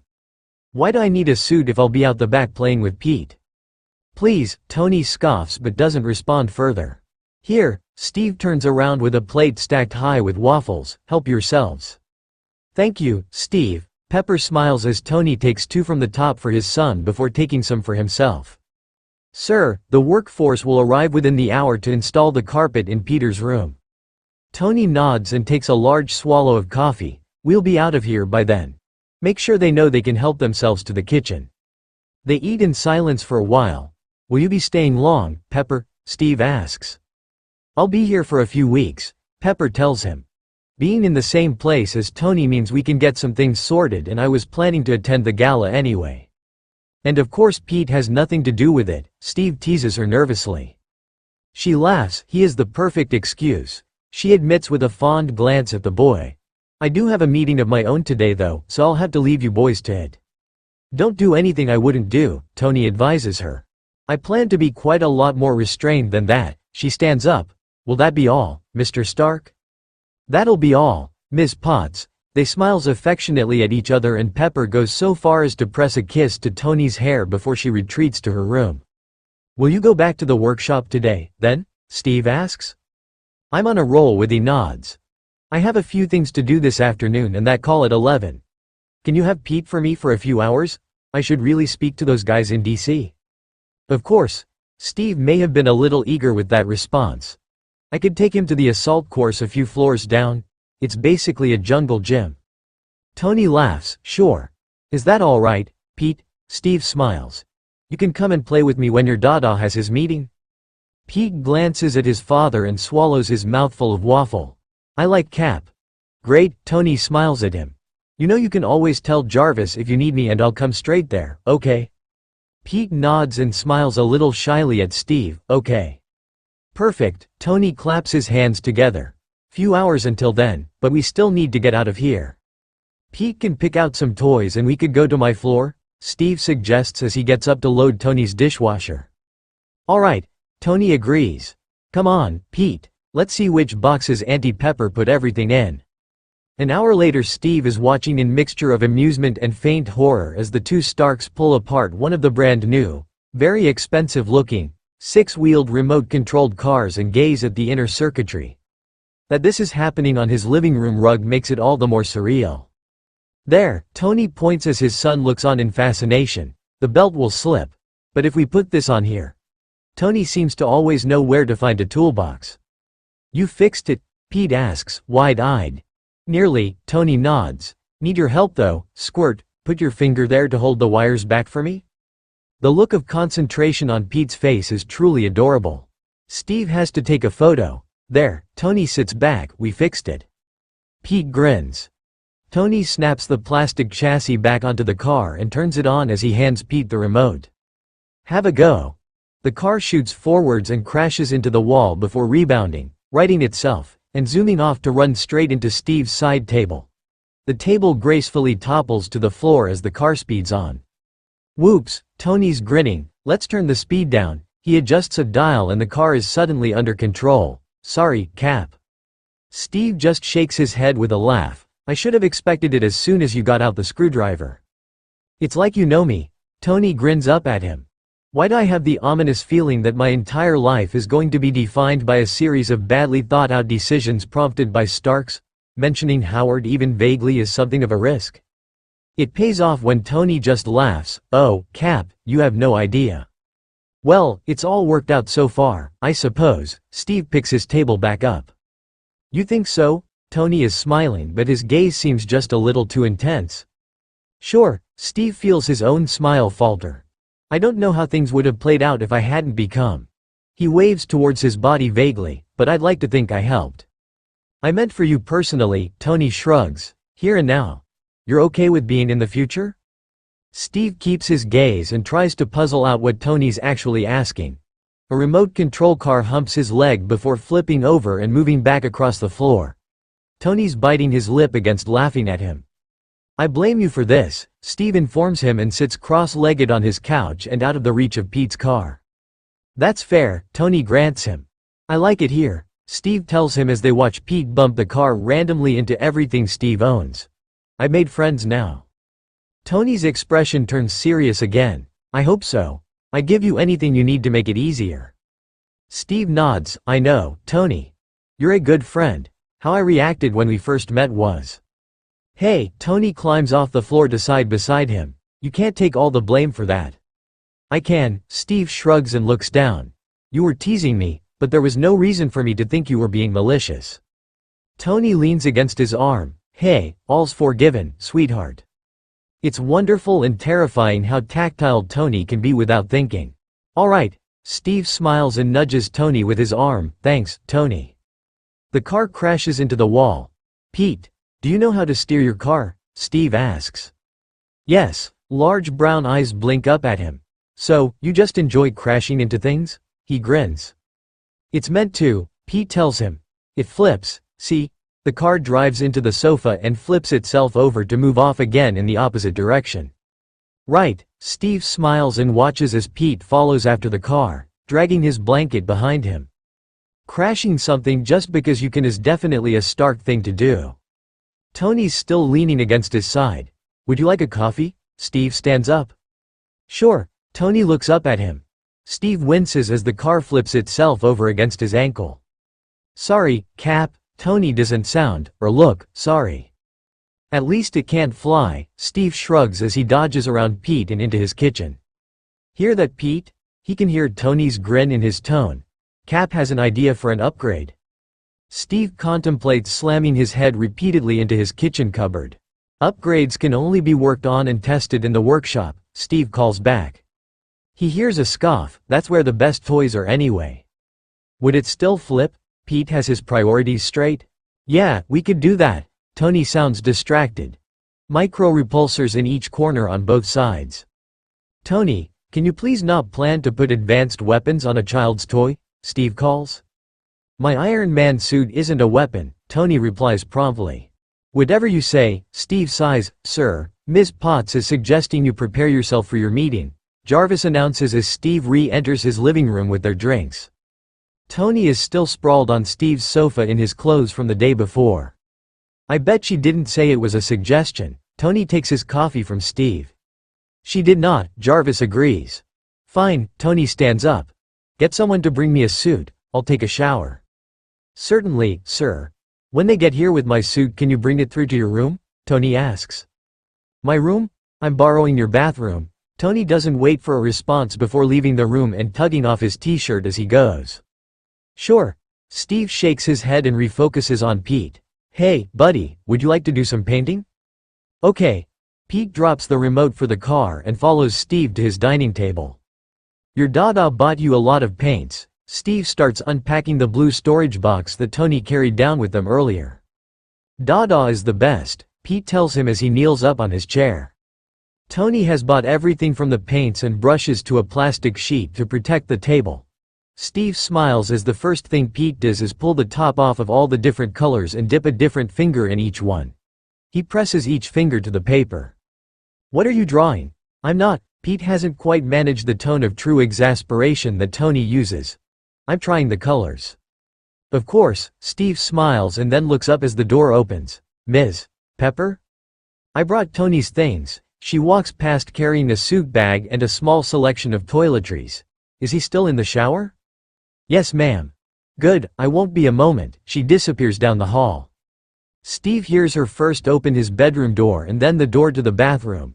He can hear cascading water and muffled voices, and then the door closes and Pepper reappears.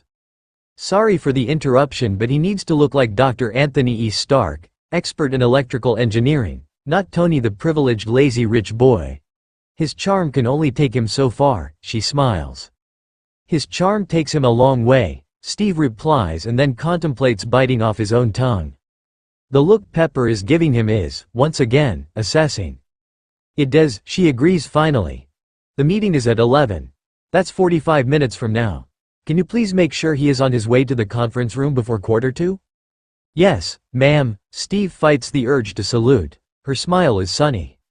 You are incredibly sweet. There's not much he can say to that, so he just smiles back. She nods and gets back onto the lift. Steve has noticed that Tony and Pepper never seem to need to wait for the lift. He suspects Jarvis.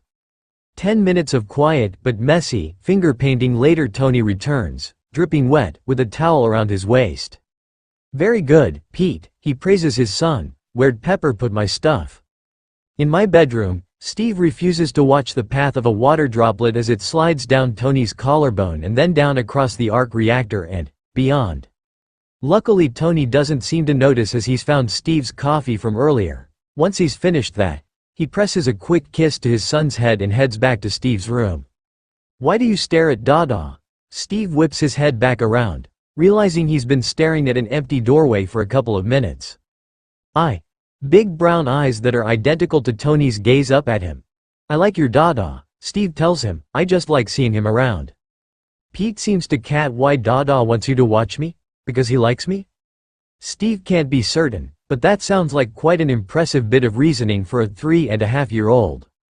Yes, Steve tells him. He wants to make sure you're always safe. Because he likes me? He asks quietly. Steve's heart breaks. Of course he likes you. His voice comes out a little broken. He clears his throat. Pete, your Dada adores you, okay? I do what? Tony's fixing one of the cuffs on his shirt, which isn't buttoned all the way, with a tie hanging loosely around his neck. How does someone make themselves that gorgeous so effortlessly? You like me? Pete smiles. Steve sees the tiny flicker of pain that races across Tony's face. Peter, Tony replies seriously and crosses to crouch beside his son, indifferent to the mess the boy's fingers could make of his suit. Pete, baby, I love you.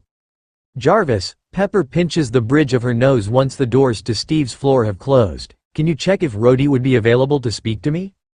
Of course, Ms. Potts. There's a small pause. Colonel Rhodes is currently playing a game on his phone. I suspect he is not too busy to talk. Tower defense games again?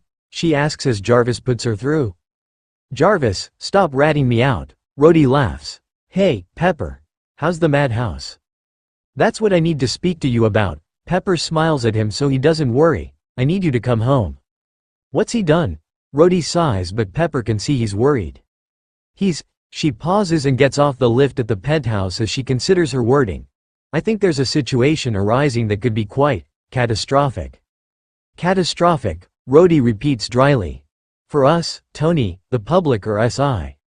Mainly Tony. She settles onto the sofa. What's he done? Pepper sighs. Okay. You know he has a little boy and another on the way? She waits for him to nod. The first, Peter, is a clone of Tony himself, but the second, who he's going to call Jim, is biologically Tony and Steve's. Steve? Rhodey stares at her. Steve from the 40s, Captain America Steve? Yes. And Tony hasn't told him because he doesn't want Steve to feel like he's trapped into looking after a child with Tony that neither of them planned for. And you want me to smack him over the back of the head? Rhodey rolls his eyes and nods. Well, yes, Pepper smiles.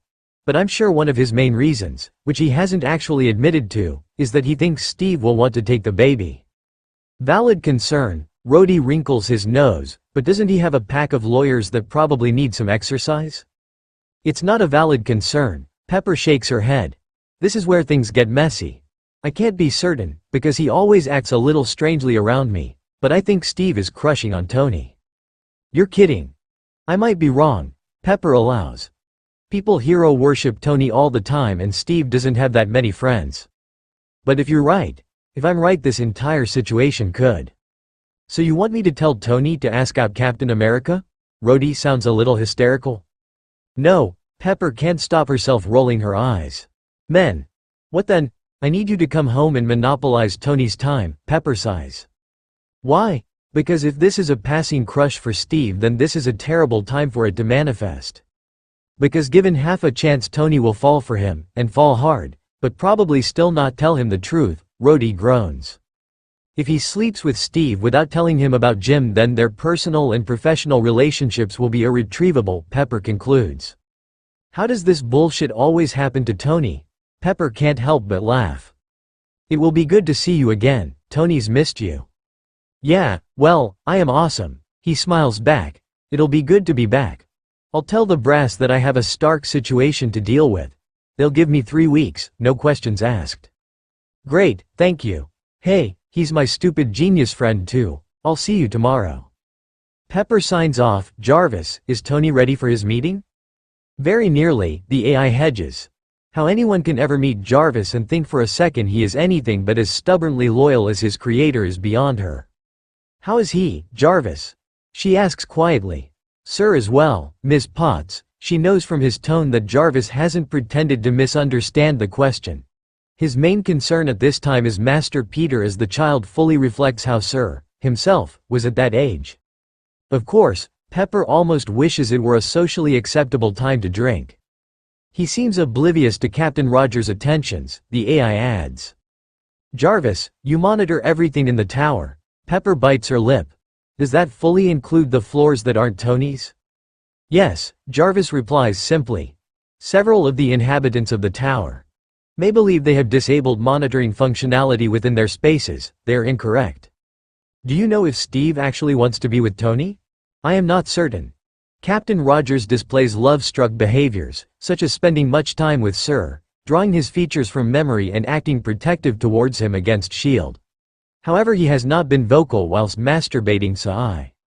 Jarvis, Pepper laughs, please don't ever let Steve know you told me that. No, Jarvis agrees. I believe only you and Sir are comfortable knowing everything I am capable of. You won't tell me how Tony feels, will you? Pepper asks, already knowing the answer. Sir is my primary concern. Jarvis reverts to sounding like a computer when he doesn't want to talk. I appreciate how you protect him, Jarvis, she nods understandingly.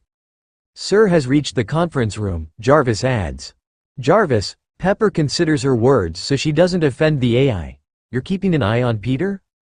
The only being on this planet with more active surveillance is Sir, Jarvis confirms.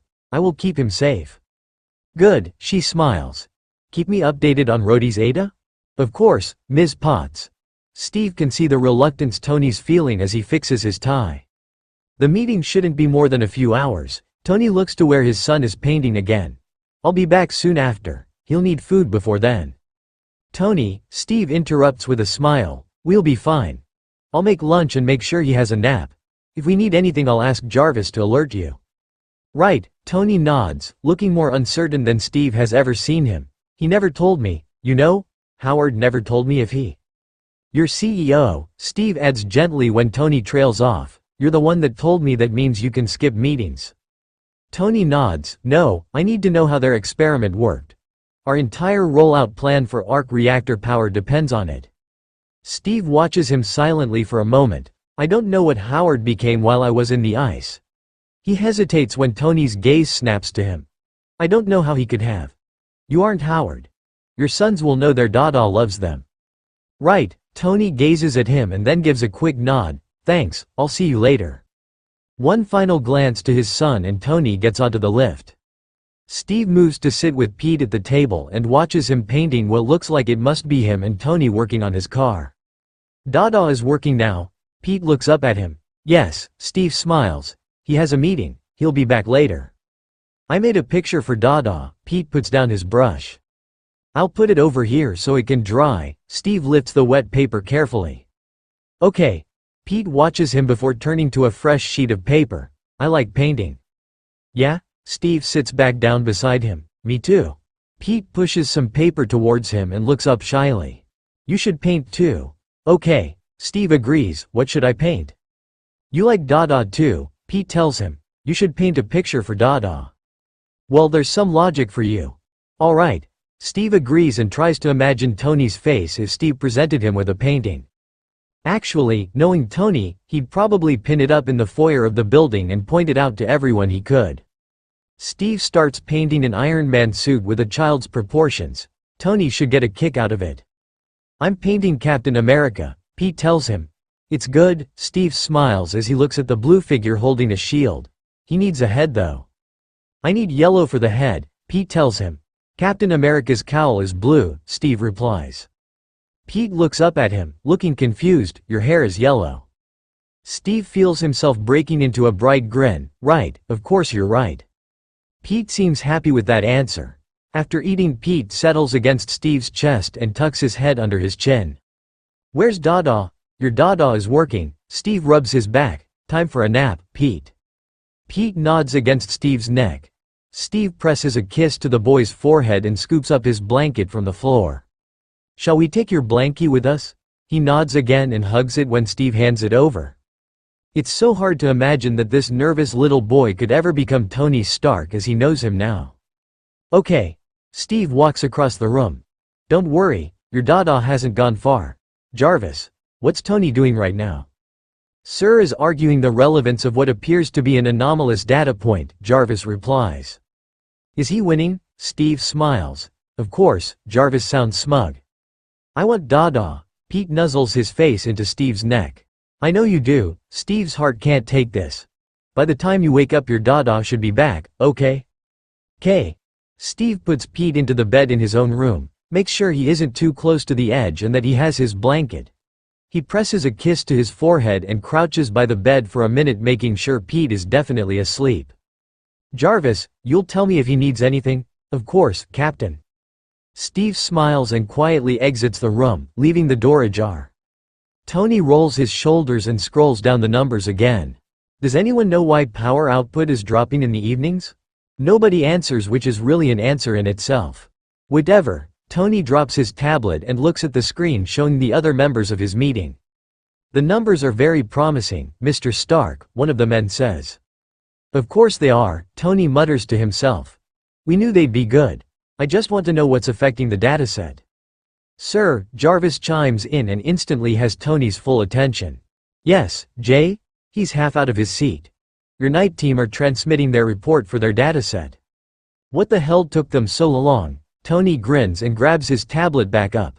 Get them in on this call. Of course, Jarvis confirms. Mr. Stark, a woman appears in a new hologram. I'm so sorry for the delay. Tony waves a hand dismissively as he pores over the new data. Jay, let's get the data side by side. The other members of the night team have joined the meeting and are discussing the output values with their counterparts, but Tony tunes them out. This is all he needs to get the rollout going. He grins. Soon all his facilities can be on arc reactor power. After that he can start supplying energy to other nearby facilities and beyond. Alright. Tony knows he's grinning. 100% bonuses all round and put meals out on your expenses for your whole teams. The people who haven't worked with him before are now stuttering. Jay, press conference time. Of course, sir, Jarvis has probably already drafted a press release.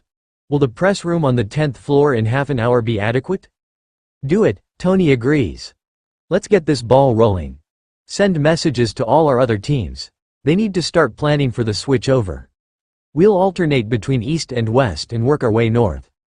But Mr. Stark, the variations in power output are surely concerning? No, no, Tony waves a hand and Jarvis brings up the data in question in a graph and overlays it with indications of usage and power preservation. It's all explained. It's designed to match power requirements which reduce overnight. I admittedly didn't expect it to drop quite so low, but I guess Stark Tower stays busier overnight than you do. He gets up from the table. Anything to add? You're a genius, someone blurts. Tony grins. Yes. Yes I am. Miss Potts. Jarvis interrupts Pepper from reading a budget request from one of the software development teams. Yes, Jarvis? I thought you may wish to know Sir has called for press conference in half an hour. For the data from the other arc reactor prototype? Pepper puts down her tablet. The numbers were that good? The numbers exceeded everyone's expectations, except Sir's and my own, of course. Of course, Pepper laughs. Where is he? With you momentarily, Jarvis replies. True enough, Tony steps from the lift a minute later. Pepper. Did Jay tell you the good news? He's already down the corridor to his bedroom so she follows him. Everything's good, Pep. We can get this thing going. This time next year we should have 4 more facilities entirely self-sufficient. That's great Tony. She can feel his enthusiasm and grins back at him as he strips off his suit. What was wrong with that suit? I want something flashier, he tells her as he unbuttons his pants. Of course you do, she sighs and walks into his closet. Black or gray? The dark gray, he calls back, double-breasted. All right, she lifts it from the rail. Red or blue? She comes out to find him wearing a shirt and holding 2 ties. Red, she smiles and lays his suit on the bed. I'll get you a watch. How'd I look? He grins once he's dressed. Like a billionaire, she rolls her eyes fondly. Perfect, Tony nods and strides off to the lift. Jay, how's the timing? You have 10 minutes but the press are already assembled, Jarvis replies. Pepper just laughs. She's missed the bursts of chaos that come with living with Tony Stark. Steve hears from Jarvis that Tony's holds some sort of impromptu press conference downstairs just before Pete wakes up. Dada, the little boy blinks up at Steve as he wakes. It's Cap, Steve smiles down at him. Your dada's just telling the world how amazing he is. He'll be back soon. I want Dada. Pete's lower lip trembles. Oh, Pete, Steve pets his hair as he hugs him to his chest. He's just downstairs. I want to go downstairs, Pete declares. I want to go to Dada. Well, Steve bites his lip. There is space, backstage, Jarvis suggests. Should you wish to wait to the side for Sir to finish his announcement? Yeah, okay. Steve gets up. We can do that, can't we, buddy? We can wait quietly to the side to see your Dada? Okay. Pete agrees promptly. Tony has finished announcing the rollout of the arc reactors and is taking questions from the press when it happens. He hears a gasp to his right and turns his head in time to see his son dash across the stage to join him behind his podium. Pete wraps his arms around his leg and clings. Across the stage Steve is standing 2 strides out of cover with one hand uselessly outstretched. Ladies and gentlemen of the press, Tony quirks an eyebrow. I give you Captain America. There are flashes from their cameras. Super strong, tactical genius. All-round good guy and he makes sure he's grinning at Steve, apparently not a great babysitter. I told you before I have a documented weakness for being talked into bad decisions by Starks. Steve looks apologetic. All right, Tony turns back to the press. I have a second announcement for you today, you lucky people. He leans down and scoops his son into his arms. This is Peter Jarvis Stark and he's my son. The room falls into stunned silence. Say hi, Pete. Tony presses a kiss to his son's hair. Pete lifts his head from Tony's chest to look out across the room. Tony smirks and throws up a peace sign as the room explodes with noise and camera flashes. I'm so sorry, Steve keeps apologizing to him as they wait out of the way for the press to disperse. Cap, relax, he laughs.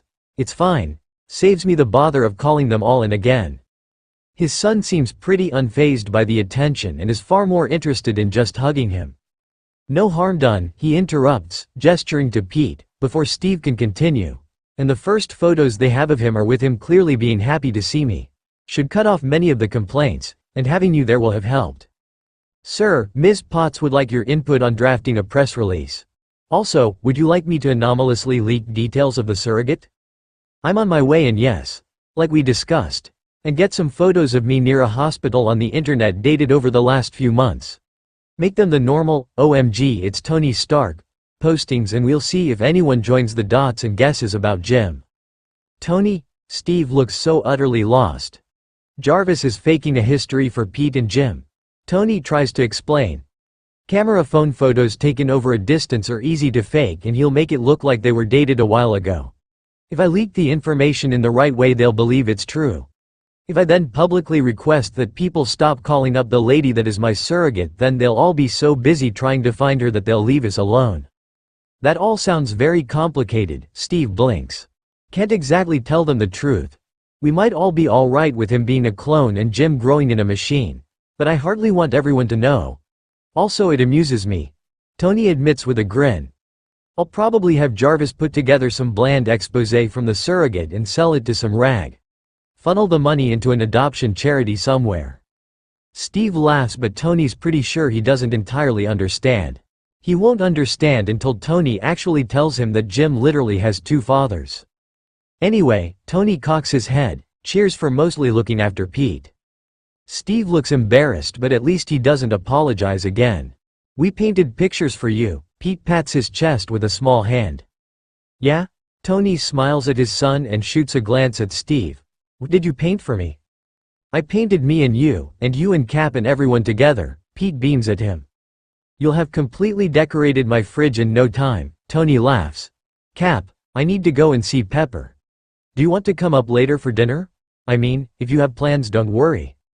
I'd love to. Steve beams at him and then seems to laugh at himself. Sorry, I just thought you'd be fed up of me by now. Tony shoots him a withering look and then carries Pete to the lift. See you later then. He lifts his hand in a wave and his son copies him. Yeah, Steve is gazing at him strangely again as the doors close between him. I'd like to point out, Tony starts talking as soon as the doors open to reveal Pepper, that this was not my fault and, all things considered, I think I did okay. She rolls her eyes at him. Take a look. She gestures to the TV as Pete scrambles out of his arms to go to his toys. The press are loving this. How's it playing out? He steps closer to read the scrolling captions. The initial pictures are circulating like crazy. Pepper moves to stand beside him. You broke Tumblr and Twitter. Ha, Tony smirks. Looks to be mostly positive. Pepper ignores his interruption. Some people are asking why they haven't seen him before but most seem happy that you haven't been shoving him into the limelight as a baby. So, we're good. There's speculation about his mother. Pepper glances over to where Pete is digging out all his cars and ignoring them. And some photos have appeared which seem to show you near a hospital recently? That's Jarvis. Tony nods. He's leaking Jim's existence. Pepper nods. Remind me to remind you to tell Steve. She pats his arm as she moves away to the coffee machine. Noted. Tony sighs. This just in. The reporter announces from the television. We have new images of Tony Stark visiting a hospital over the last couple of months. This added to reports that he has been sighted with an unknown, but heavily pregnant, blonde woman leads us to wonder if. Mute. Tony rolls his eyes. Blonde, Jarvis. I'm sorry sir, what would be your preference for this fake woman's hair color? Don't you get snarky with me. Tony claims the first mug from the coffee machine. So, what's the official line? Pepper herds him over to the seating area. Surrogate. Tony lounges while Pepper perches with a tablet on her knee. The same surrogate for both boys, though we aren't admitting Jim yet. We won't release her name for privacy reasons. Pepper is typing furiously. They'll want to know your relationship status. They always do. Tony shrugs. Single until proven guilty. Nice line. They'll know that came from you. Pepper reads back over what she's written and offers it to Tony who waves her away. J. Proofread and then release. Tony stands up and sheds his jacket and tie. If there's nothing else, Miss Potts, I'm heading back to the workshop. That's all, Mr. Stark, she smiles. I'll let you know when the more serious side of the press decide to comment on the actual point of the press conference. Great. Tony rolls his shoulders. Come on, Pete, I have work to do. Steve appears in the penthouse shortly after Tony calls him about dinner. Hey, Steve looks suitably charmed when Pete runs over to give him a hug. Did you get your work done? Done implies complete perfection and no future upgrades, he tells him as he pours a beer. my work is never done. Steve laughs and comes over to claim his drink. Alright, do you have a working prototype? It's fabricating now, he admits. I'll run tests tomorrow. What are we eating? Steve follows him to the bar and lounges as Tony pours a scotch. Pizza, Tony settles beside him. It should be here soon. Was Pepper very angry? He looks apologetic again. Nah, Tony leans into his side. It's gone across well. Stocks have actually taken a small jump. Well, I know how you love to keep your board members happy. Steve is looking at him strangely but not moving away, so Tony feels he can continue to soak up his warmth. I do, Tony agrees with a smirk. When you referred to them as a pack of short-sighted jackasses with all the forethought and technical know-how of llamas, I'm sure you meant it with the highest level of affection. Tony laughs easily. Alright you, what is this? Blackmail? Yes, Tony, I feel that living in a tower controlled by an AI who's your best friend is a really sensible way of obtaining blackmail material. I do have digital copies of many of Sir's baby photos, Jarvis tells him. I would love to see those. Steve breaks into a grin. Traitor, Tony shakes his head. You is now my favorite. I bet you were a cute kid, Steve smiles at him. See for yourself, Tony waves a hand at Pete. I look like that. I know, Steve shrugs. I meant how you were as a kid. Obviously you looked cute. Tony bites his lip to keep from laughing as Steve pauses for a second and then blushes. I mean, because I can see Pete is cute. Sure, Tony just shakes his head with a grin. Shut up, Steve laughs at his own expense and shoves Tony with his elbow. Mean, Tony pouts at him. Sir, your food is on the way up. Great, thanks Jay. Tony claps his hands together and moves to the table. Come on, Squirt. He helps Pete into his chair as Steve fetches the pizza boxes. While they eat they talk about what they did during the day. Steve, perfect specimen that he is, sits with rapt attention as Pete tells him all about using a real screwdriver to screw real screws into a scrap of wood in the workshop. His bots are the best babysitters. Steve also tidies up after they've eaten and puts the leftovers into a little plastic box in the fridge. How the hell are you single, Cap? Tony blurts from his seat on the sofa. All the people Natasha tries to set me up with are either SHIELD agents or undercover SHIELD agents. He looks so honestly put out that Tony has to laugh at him. Nothing wrong with mixing business and pleasure, Tony suggests with a smile. At least they'd understand what you do. I guess. Steve looks away awkwardly. Tony is rubbish at this sort of thing. Not complaining though, he grins. You can come round and clean up after us more often if you're single. Steve offers him a small smile. I'm feeling taken advantage of. Can't have that. Tony grins at him. Tell me what I can do for you. Steve shoots him a strange look and then just laughs as he walks past Peter playing with his Nerf gun and sits beside him. I should charge for my services. I fed you, Tony points out, and you live rent-free in the middle of New York. Yeah, but that was before I started cooking and babysitting for you, so it doesn't count. No, Tony keeps a straight face as he disagrees. You're cooking because you lost a game. And do you really feel you can play the babysitter card when you just revealed my son to a pack of reporters?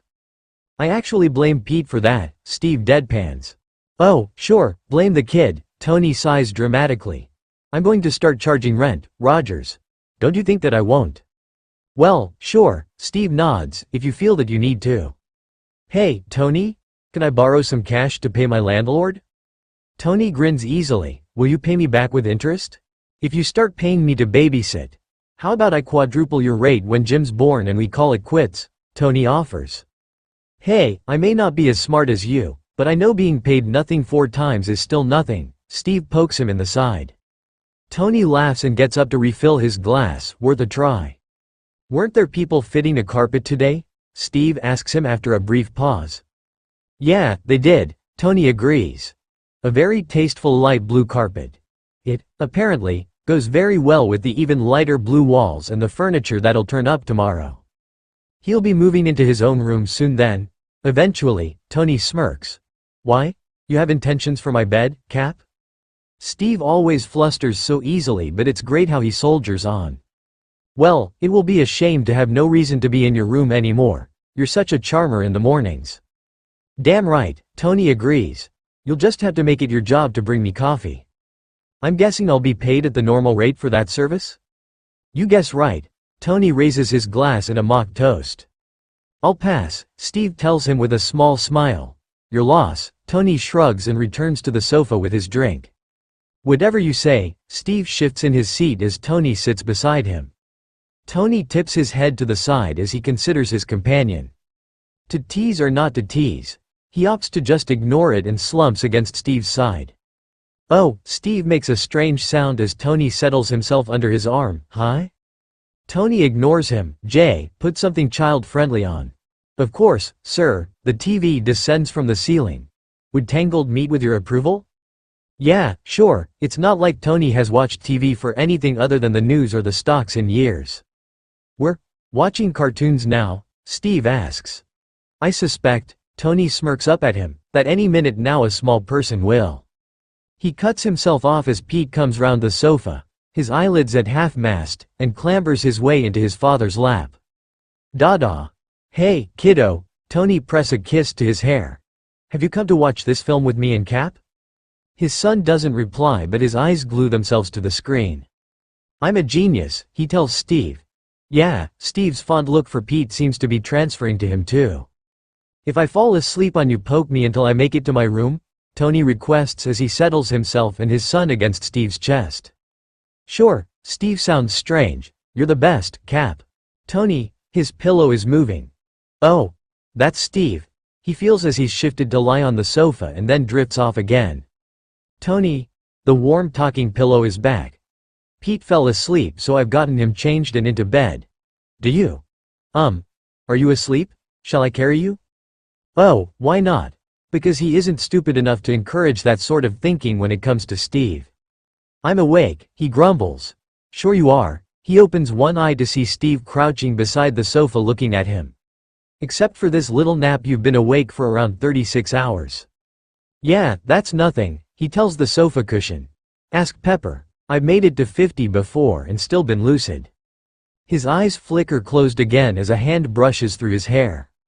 "Come on." Steve props him up into a seating position. "I need to make sure you don't brain yourself on the way to bed."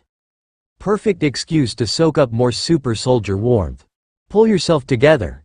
Yeah. Tony gets to his feet and stretches. "I'm going." "Are you okay from here?" Steve sounds conflicted from where he's trailed Tony to the doorway of his bedroom.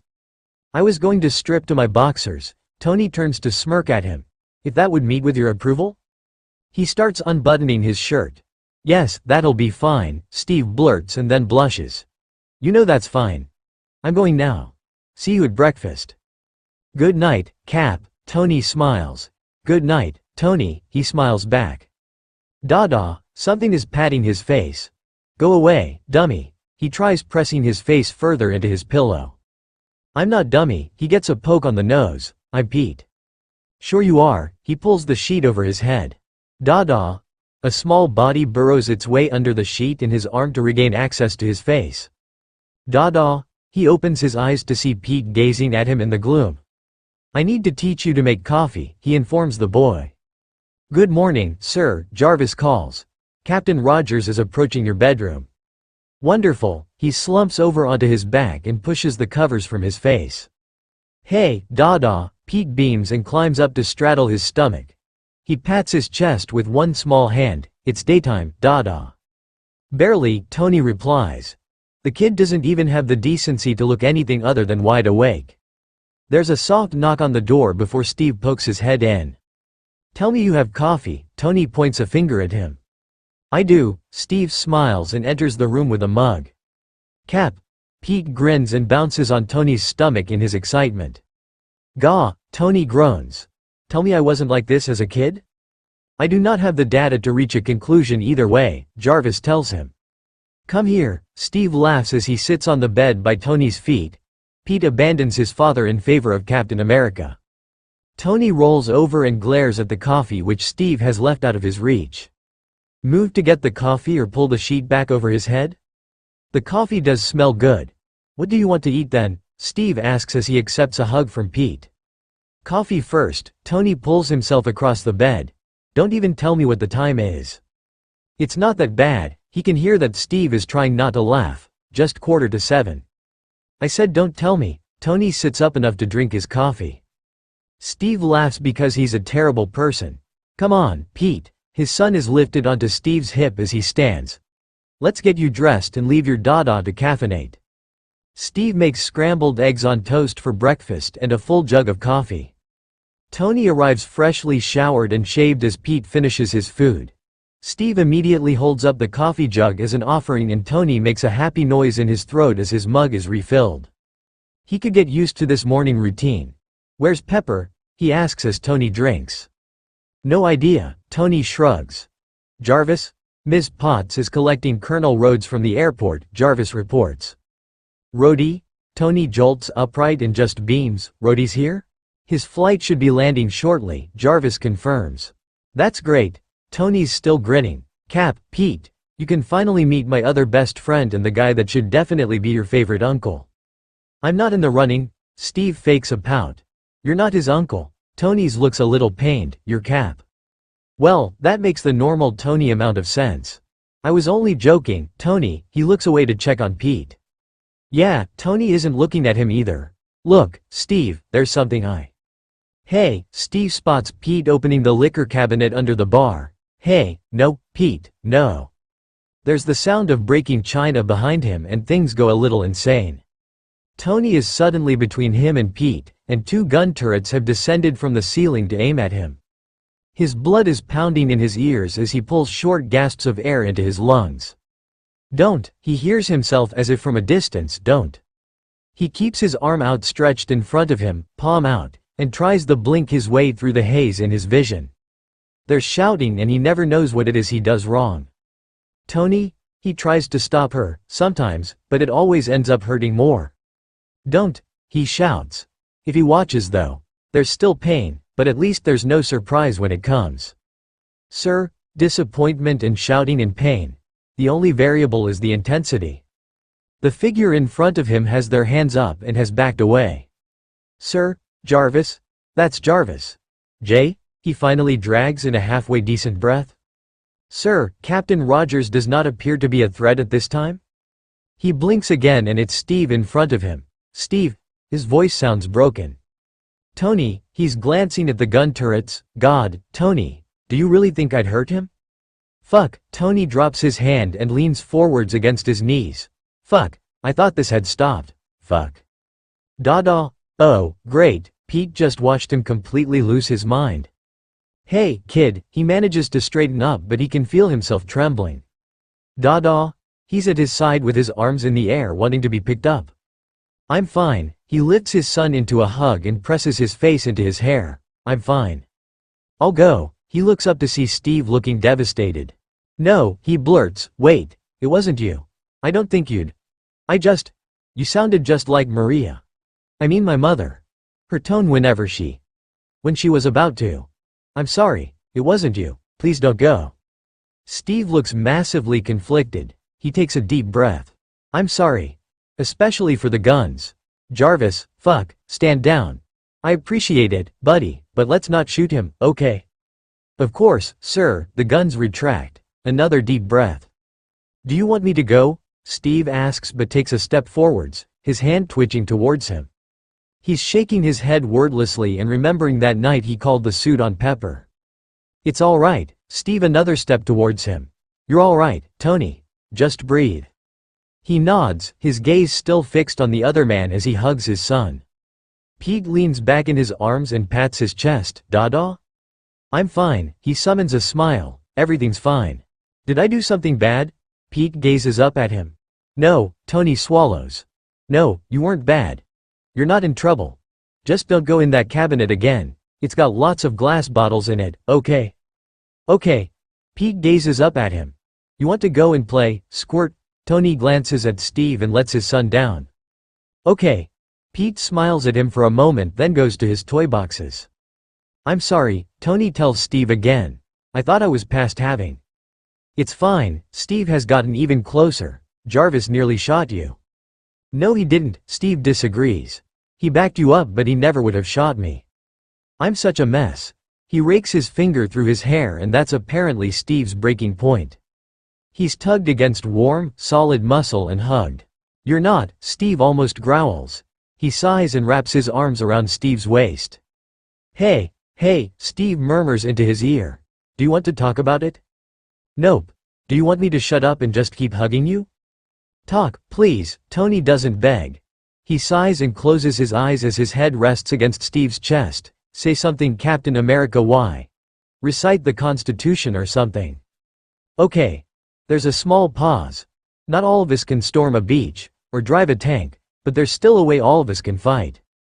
Oh my God. Series E defense bonds. Each one you buy is a bullet in the barrel of your best guy's gun.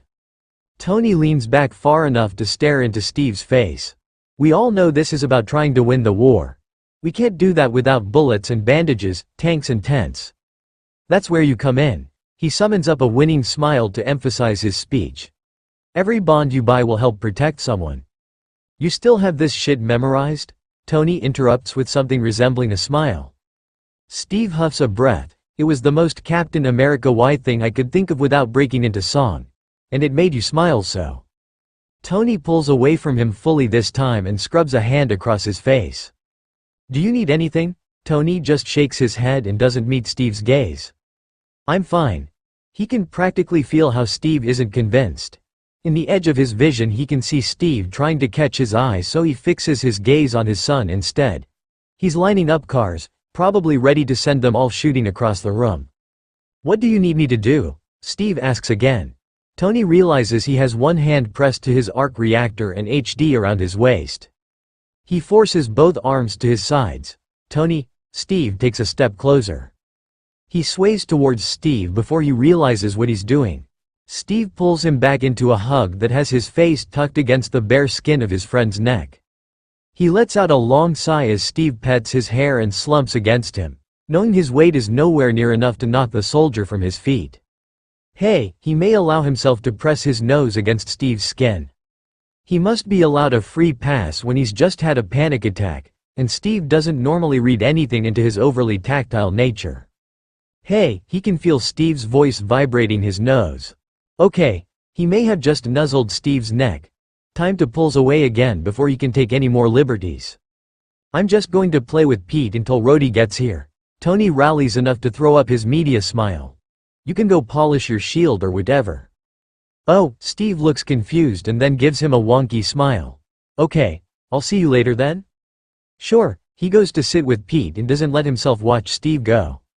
Steve takes the lift down as far as the communal floor and then sets about preparing the massive batch of coffee for when the others start arriving. Is anyone else awake, Jarvis? Steve asks quietly. Agent Romanov shall be coming up shortly, Jarvis replies promptly.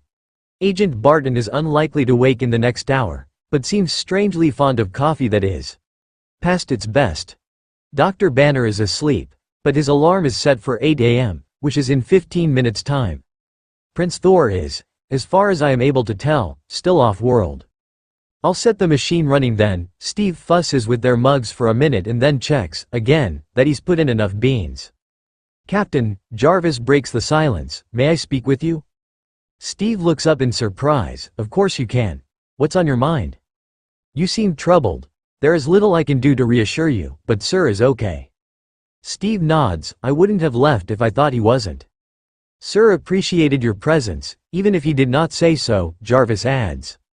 Yeah? Steve laughs dubiously. I'm not sure I was very helpful. You talked him down. You were of far more help than some. Steve doesn't question the censor in Jarvis' tone. I scared him. Steve sighs and sits at the kitchen island. Will he even want me around Pete anymore? Captain, Jarvis pauses before continuing. Sir rebounds from these episodes very quickly. I do not believe his desire to be alone is due to any fear of you. You think so? Steve smiles hopefully.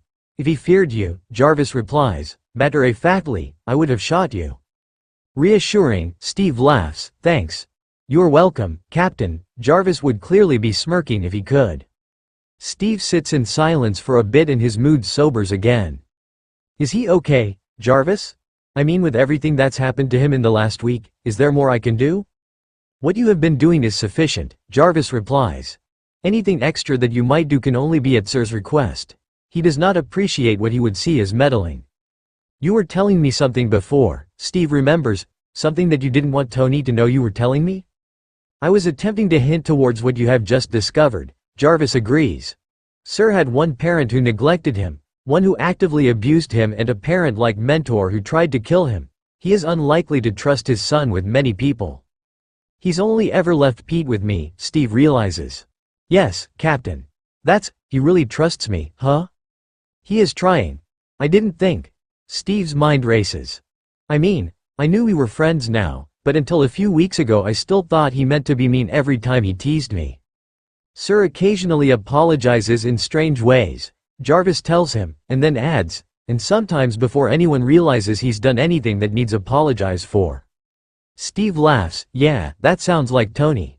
Agent Romanov's arrival on this floor is imminent. Okay. Steve gets up and goes back to the coffee machine. Thanks. Steve. Natasha greets him as she comes in. I thought you were having breakfast with Stark? I did. Steve nods. He's getting ready to see Colonel Rhodes now. Oh, she doesn't look convinced but accepts her coffee without complaint. Pancakes, Steve offers. All right, she agrees. Her expression remains pleasant but her gaze sharpens. Steve turns his back to her as he gets out the ingredients he needs. What can he tell her? Tony wouldn't want him to tell her the truth.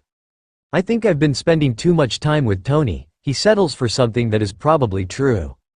He can get a bit much, Natasha agrees blandly. Oh, no, he disagrees before thinking that he could just let it slide. It's not that.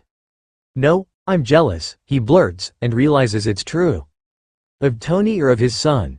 Natasha asks. Of what? Steve turns around. Why would I be jealous of Pete? You'd like a baby then? She smiles innocently but her eyes are laughing. She's teasing him. I would, he agrees, and stop that. It would be one hell of a way to pop that cherry, Rogers. She gives him that look of hers. Good morning. Bruce steps into the kitchen and eyes them both. Bruce, Steve smiles. I'm so glad you're here.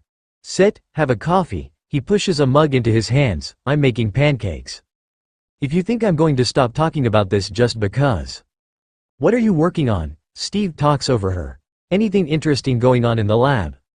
Bruce is clearly trying not to laugh at him. Do you really want me to describe my experiments? Do you know anyone who might be interested in hooking up with a blonde super soldier? Natasha asks. Really, Natasha? Over breakfast? Steve groans. I'm just trying to help you, Rogers. Sure you are. Steve shakes his head and dishes up the first batch of pancakes. Just eat your food.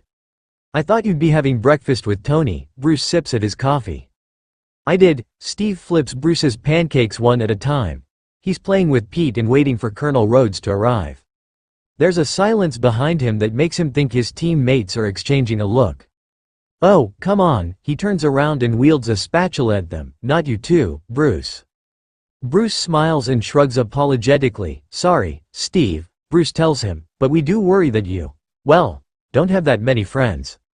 Steve shakes his head and turns back in time to flip the pancakes again. Really, I appreciate the concern, but you can't just push me at SHIELD agents and expect me to sleep with them.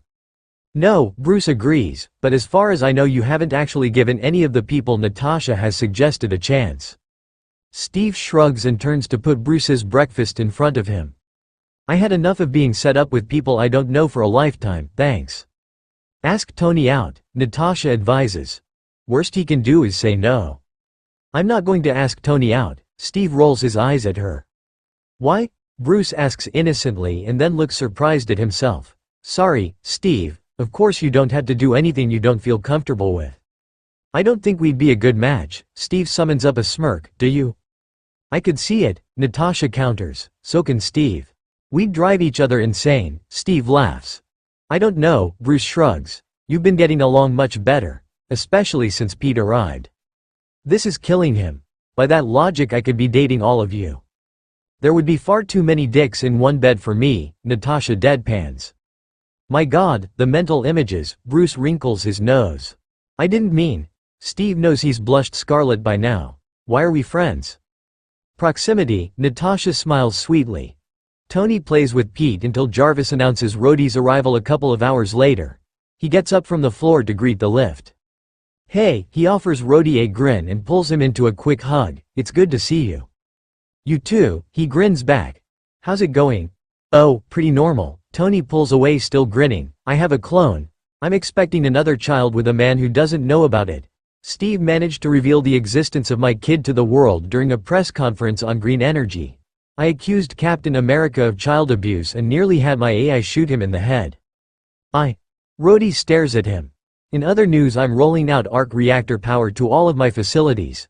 I think Jarvis may have bought every children's film on the planet, including the ones not in English, and I have a new Audi.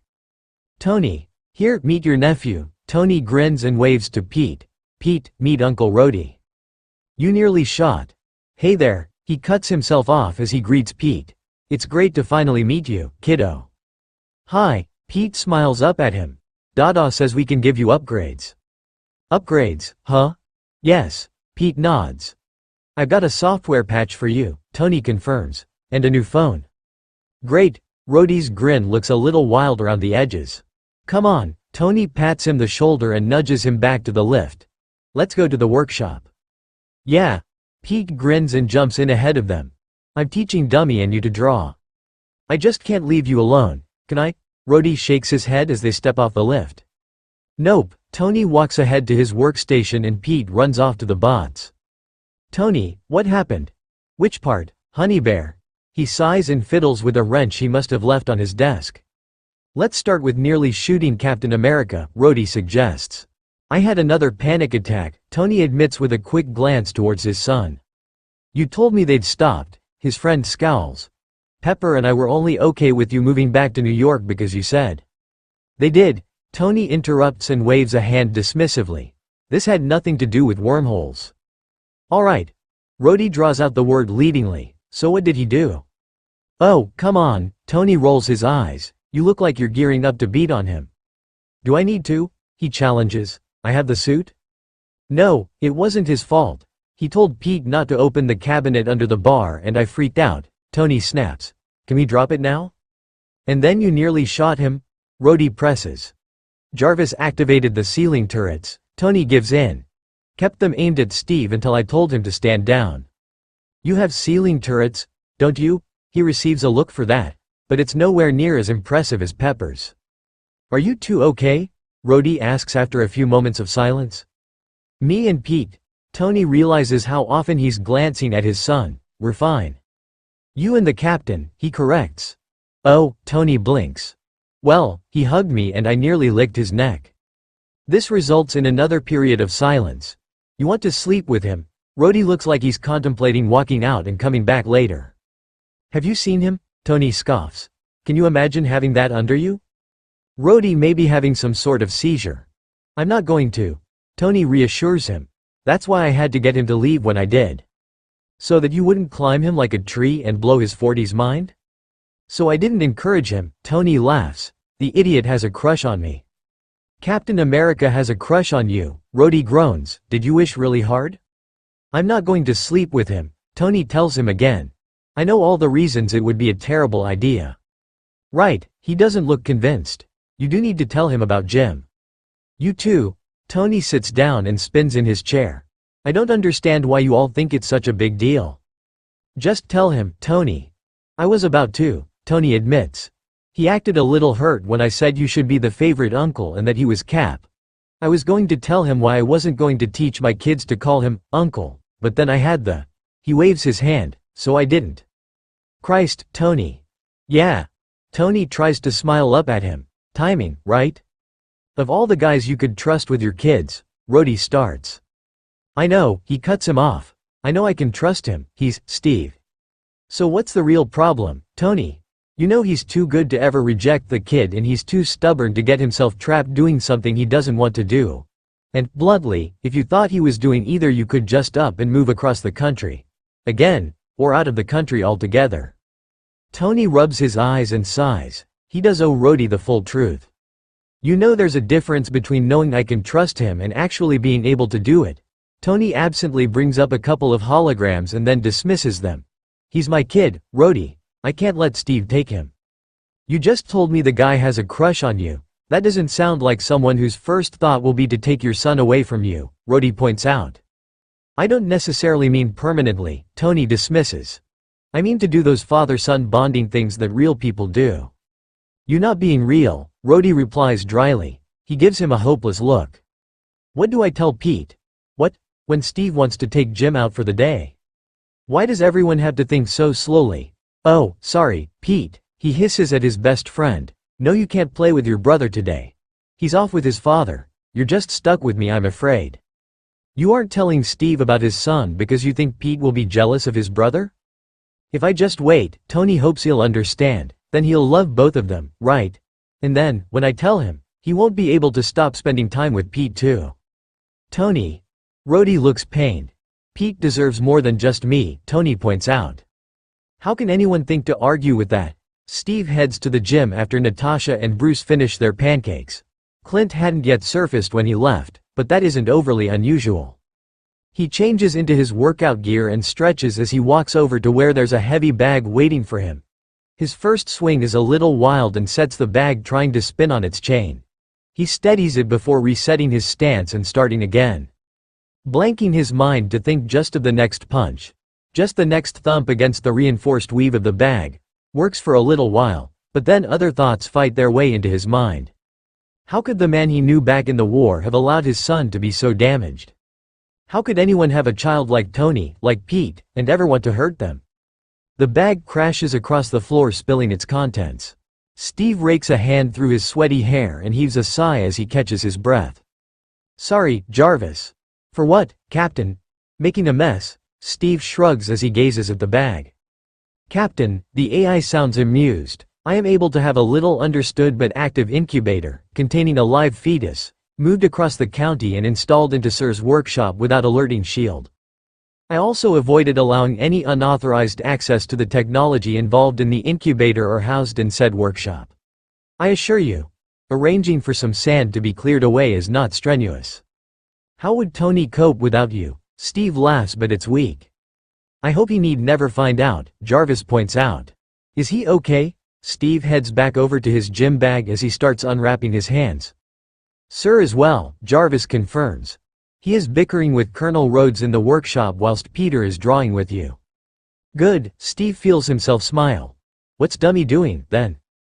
Dummy is stealing Colonel Rhodes' possessions from his abandoned code. Steve cannot think of a single thing to say to that. Sir, Jarvis interrupts Rhodey's nth version of "You're an amazing person, Tony, don't sell yourself short." As if that will convince him that Jim doesn't gain something over Pete by having Steve as a father. Yes, Jay? Bifrost activity detected. Prince Thor is inbound. Hey, great, Tony grins. The gang's back together. Arrival expected in 3 minutes, Jarvis adds as Tony steps around Rhodey. Come on, Pete, time to meet an alien. Okay. His son waves goodbye to you and runs to join him in the lift. This is only postponing our discussion, Rhodey points out. Anything you say, Tony pats his shoulder. The lift rises to the penthouse. Right, Pete? I'm going to open the balcony door. You stay in here, okay? Okay. Pete agrees readily but follows him to the very threshold. He's yours, Rhodey grumbles as he follows him out. What did you expect? Kind of have to accept that. He steps further out onto his landing pad and looks across the skyline. On your 2 o'clock, sir, Jarvis tells him. Yep, there he is. My friend.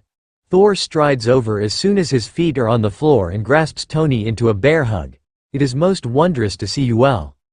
Hey, Thor, Tony can hardly not hug him back. Good to see you too. What brings you to our corner of the cosmos? I came as soon as I heard your most joyous of news.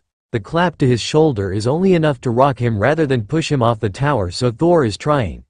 Truly, the arrival of a healthy heir must always be celebrated. You get celebrity gossip on Asgard, Tony laughs. Our gatekeeper, Heimdall, keeps watch over all of the 9 realms, Thor smiles.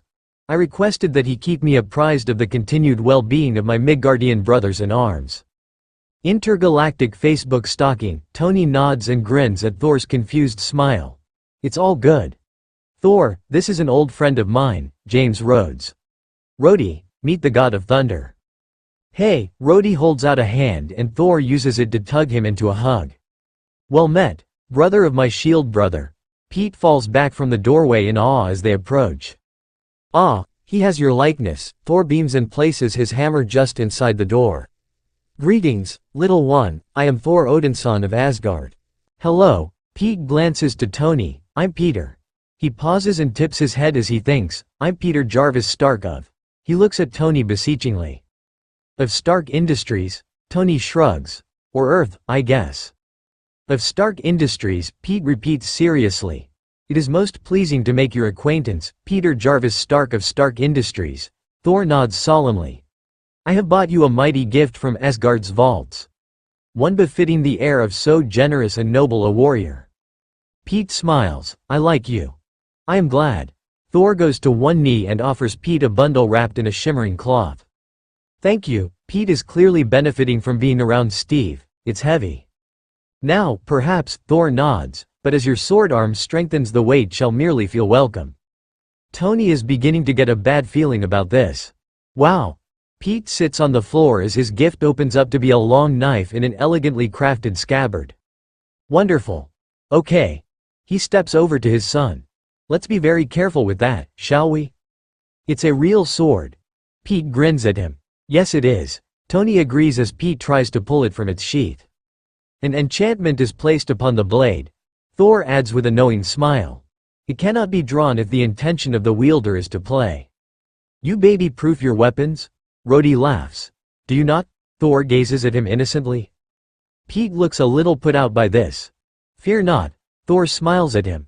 I shall give you lessons with your blade and during such sessions you shall be able to draw it. Okay, his 3-year-old is apparently going to be receiving sword fighting lessons from a Norse god. But his son is grinning again, so sure. Why not? Thor, Steve's voice sounds out as he and the others step from the lift. Welcome back, there's nothing wrong, I hope? My friends. Thor stands and stretches his arms out. I am glad to see you all again. Natasha and Bruce duck out of his way, leaving Steve and Clint to be caught in the hug. Gak. Clint stumbles a little as he's let go, but Steve immediately thumps Thor on the shoulder with a grin. It's good to see you too. Natasha and Bruce make similar, but less enthusiastic, motions towards greeting their fellow Avenger. Quickly the exchanges establish that there's nothing wrong and Thor is just visiting. And bearing his gift. He gave me a sword. Pete has dodged to Steve's side and waves the knife up at him. Thank Thor for the Asgardian baby-proofing. Tony grins to himself. Wow. Steve's look of disguised horror is precious. It's all right. Tony cuts in, he can't unsheath it. Oh, Steve visibly relaxes. It's beautiful, Pete. Thor is going to teach me. Pete beams. Well, if your Dada says that's okay. Steve doesn't look convinced. I can, can't I, Dada? Pete turns to him. Please? Of course you can. May as well go with it from the beginning. As long as you're very careful and do everything Thor tells you. Pete grins triumphantly. Sir, the large batch of coffee that I took the liberty of preparing is ready. Jarvis is a lifesaver. Ah, coffee. Thor beams. I am most fond of this beverage. Thor is going to teach Pete sword fighting? Steve asks quietly as the others all cluster around the coffee machine. Do you want to be the one that tells him no? He quirks an eyebrow. Steve laughs. I couldn't get him to wait 10 minutes for you to finish your press conference. I meant Thor. Tony grins and collects his coffee as the others move away to the seating area. Steve smiles as he follows him. Good point. Later, after they've eaten, Tony returns to his workshop with Rhodey and his son. He puts Pete down to nap and walks back over to where his friend is waiting. You need to tell him. Rhodey jumps straight back in. That man adores you, Tony. You're going to break him if you don't tell him soon. Break him? Tony scowls. No, he'll be angry. Tony, I know you have the emotional maturity of a golf ball, but you've got to realize how this will hurt him. Tony hesitates. I just want him to love Pete too. You want him to love you. Rhodey snaps quietly. Tony, the boy is a clone, but he isn't you. You don't need to repair his childhood any more than you already are. Pete loves you. You're his Dada. He doesn't need to have another parent to be happy. No, this has nothing to do with me. Tony argues. This is about me doing everything I can for my sons.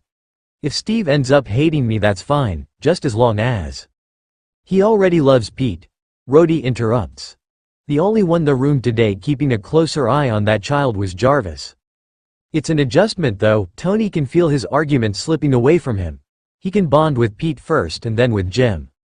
You're being ridiculous. I just thought he'd cope better if he wasn't overwhelmed with all this so early, Tony replies quietly. You think Steve can cope with losing another friend? Rhodey asks. Because that's what'll happen here, Tony. How will he be able to trust you after this? He's Steve, Tony blinks. Everyone loves him, he doesn't need me. Rhodey looks constipated. He really will be fine, Rhodey, he reassures. He deserves better than me too. A golf ball, Tony, Rhodey groans. I'm not kidding. Tony stares at him. Tony, Rhodey's speaking gently now, he likes you. I know that, Tony rolls his eyes. And how many friends did you say he has? Tony suppresses his flinch. Please tell him. Tony rakes a hand through his hair and glances to the incubator in the corner. He nods. You'll tell him? Rhodey presses. Yeah, Tony agrees. Yes, all right, I'll tell him. Thank you, Rhodey clasps his shoulder and gives him a small shake. Tony laughs and steps forwards to let his head rest against Rhodey's shoulder. I never meant for him to be hurt. Rhodey just hugs him. They spend the rest of the afternoon messing around in the workshop with Pete and the bots. For dinner they return to the penthouse to join Pepper. Rhodey cooks steak while Tony manages a salad to go with it as Pete and Pepper curl up on the sofa and read a story off of Pete's Start tab. Pete's room is finished now, but when Pete's eyes start to droop, while they're watching Cars, Tony still takes him back to the master suite. Rhodey and Pepper leave, for their floor and suite respectively, and Tony's left alone to finish his scotch. And to think. Muffins, Tony decides. Now, sir? Jarvis queries. No, when I tell Steve. Ah, yes, his AI replies. Nothing says I'm sorry I didn't tell you you're about to become a father like baked goods. There's got to be rules about not hitting someone who's just fed you, right?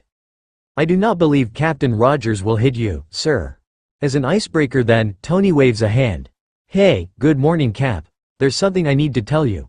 Please eat a muffin. Short silences from his AI either mean he's checking a fact somewhere across the world or he's laughing. Tony suspects laughter. Not my best work, he admits.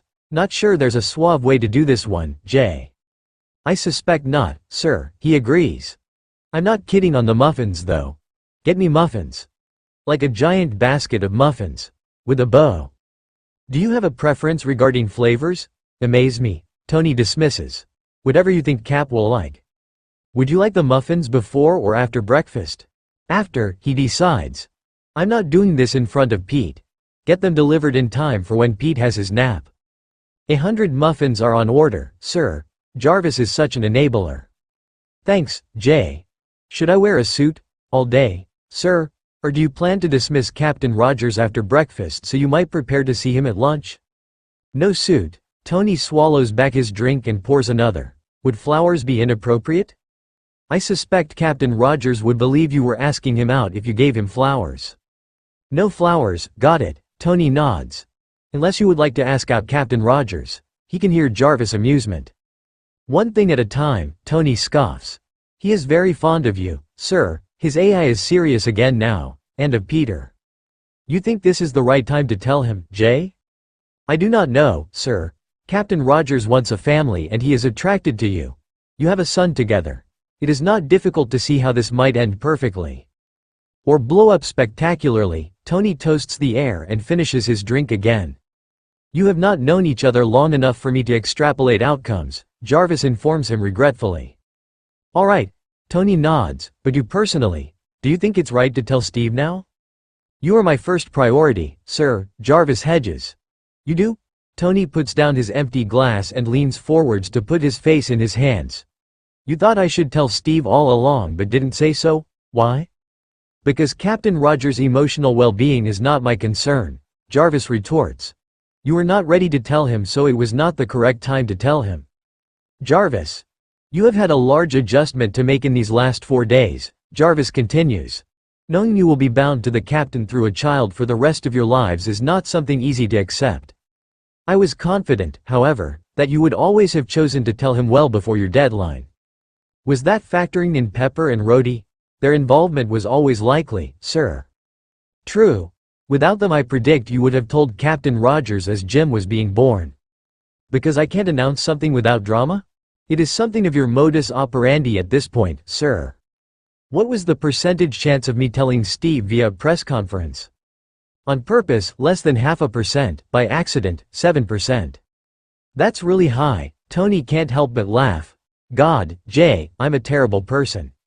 You are my favorite person, Jarvis retorts. Yeah, well, you're biased. I'm one of the few people who knows about you. Tony stands up and heads to his room. There's a small pause. I think you are the only one that loves me. Tony's hand snaps out the grasp at the wall. Please tell me that I have told you that? Sir, Jarvis sounds alarmed. That I love you, Tony blurts. You're my best friend and my kid and my conscience. Please tell me we haven't been together that long and I haven't. You have, Jarvis interrupts. Sir, that was my point. The others like you. Tony stays paused in the corridor. Indeed, Jarvis agrees. But I am not one of the first people they would think to call if they had been injured. I always call you. Tony finally walks into his room. Yes, sir, he can hear Jarvis smile. Remember that time I went to Portland? Tony grins as he strips off his clothes.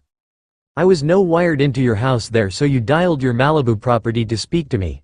Ran up an enormous phone bill because I left the line open all week. Tony climbs into bed beside his son. Don't think that I don't know that you're distracting me. I merely hope to give you a nice memory to dwell on before you go to sleep, Jarvis replies. Sure, Tony settles down, thanks Jay. Good night, sir. Good night, bud.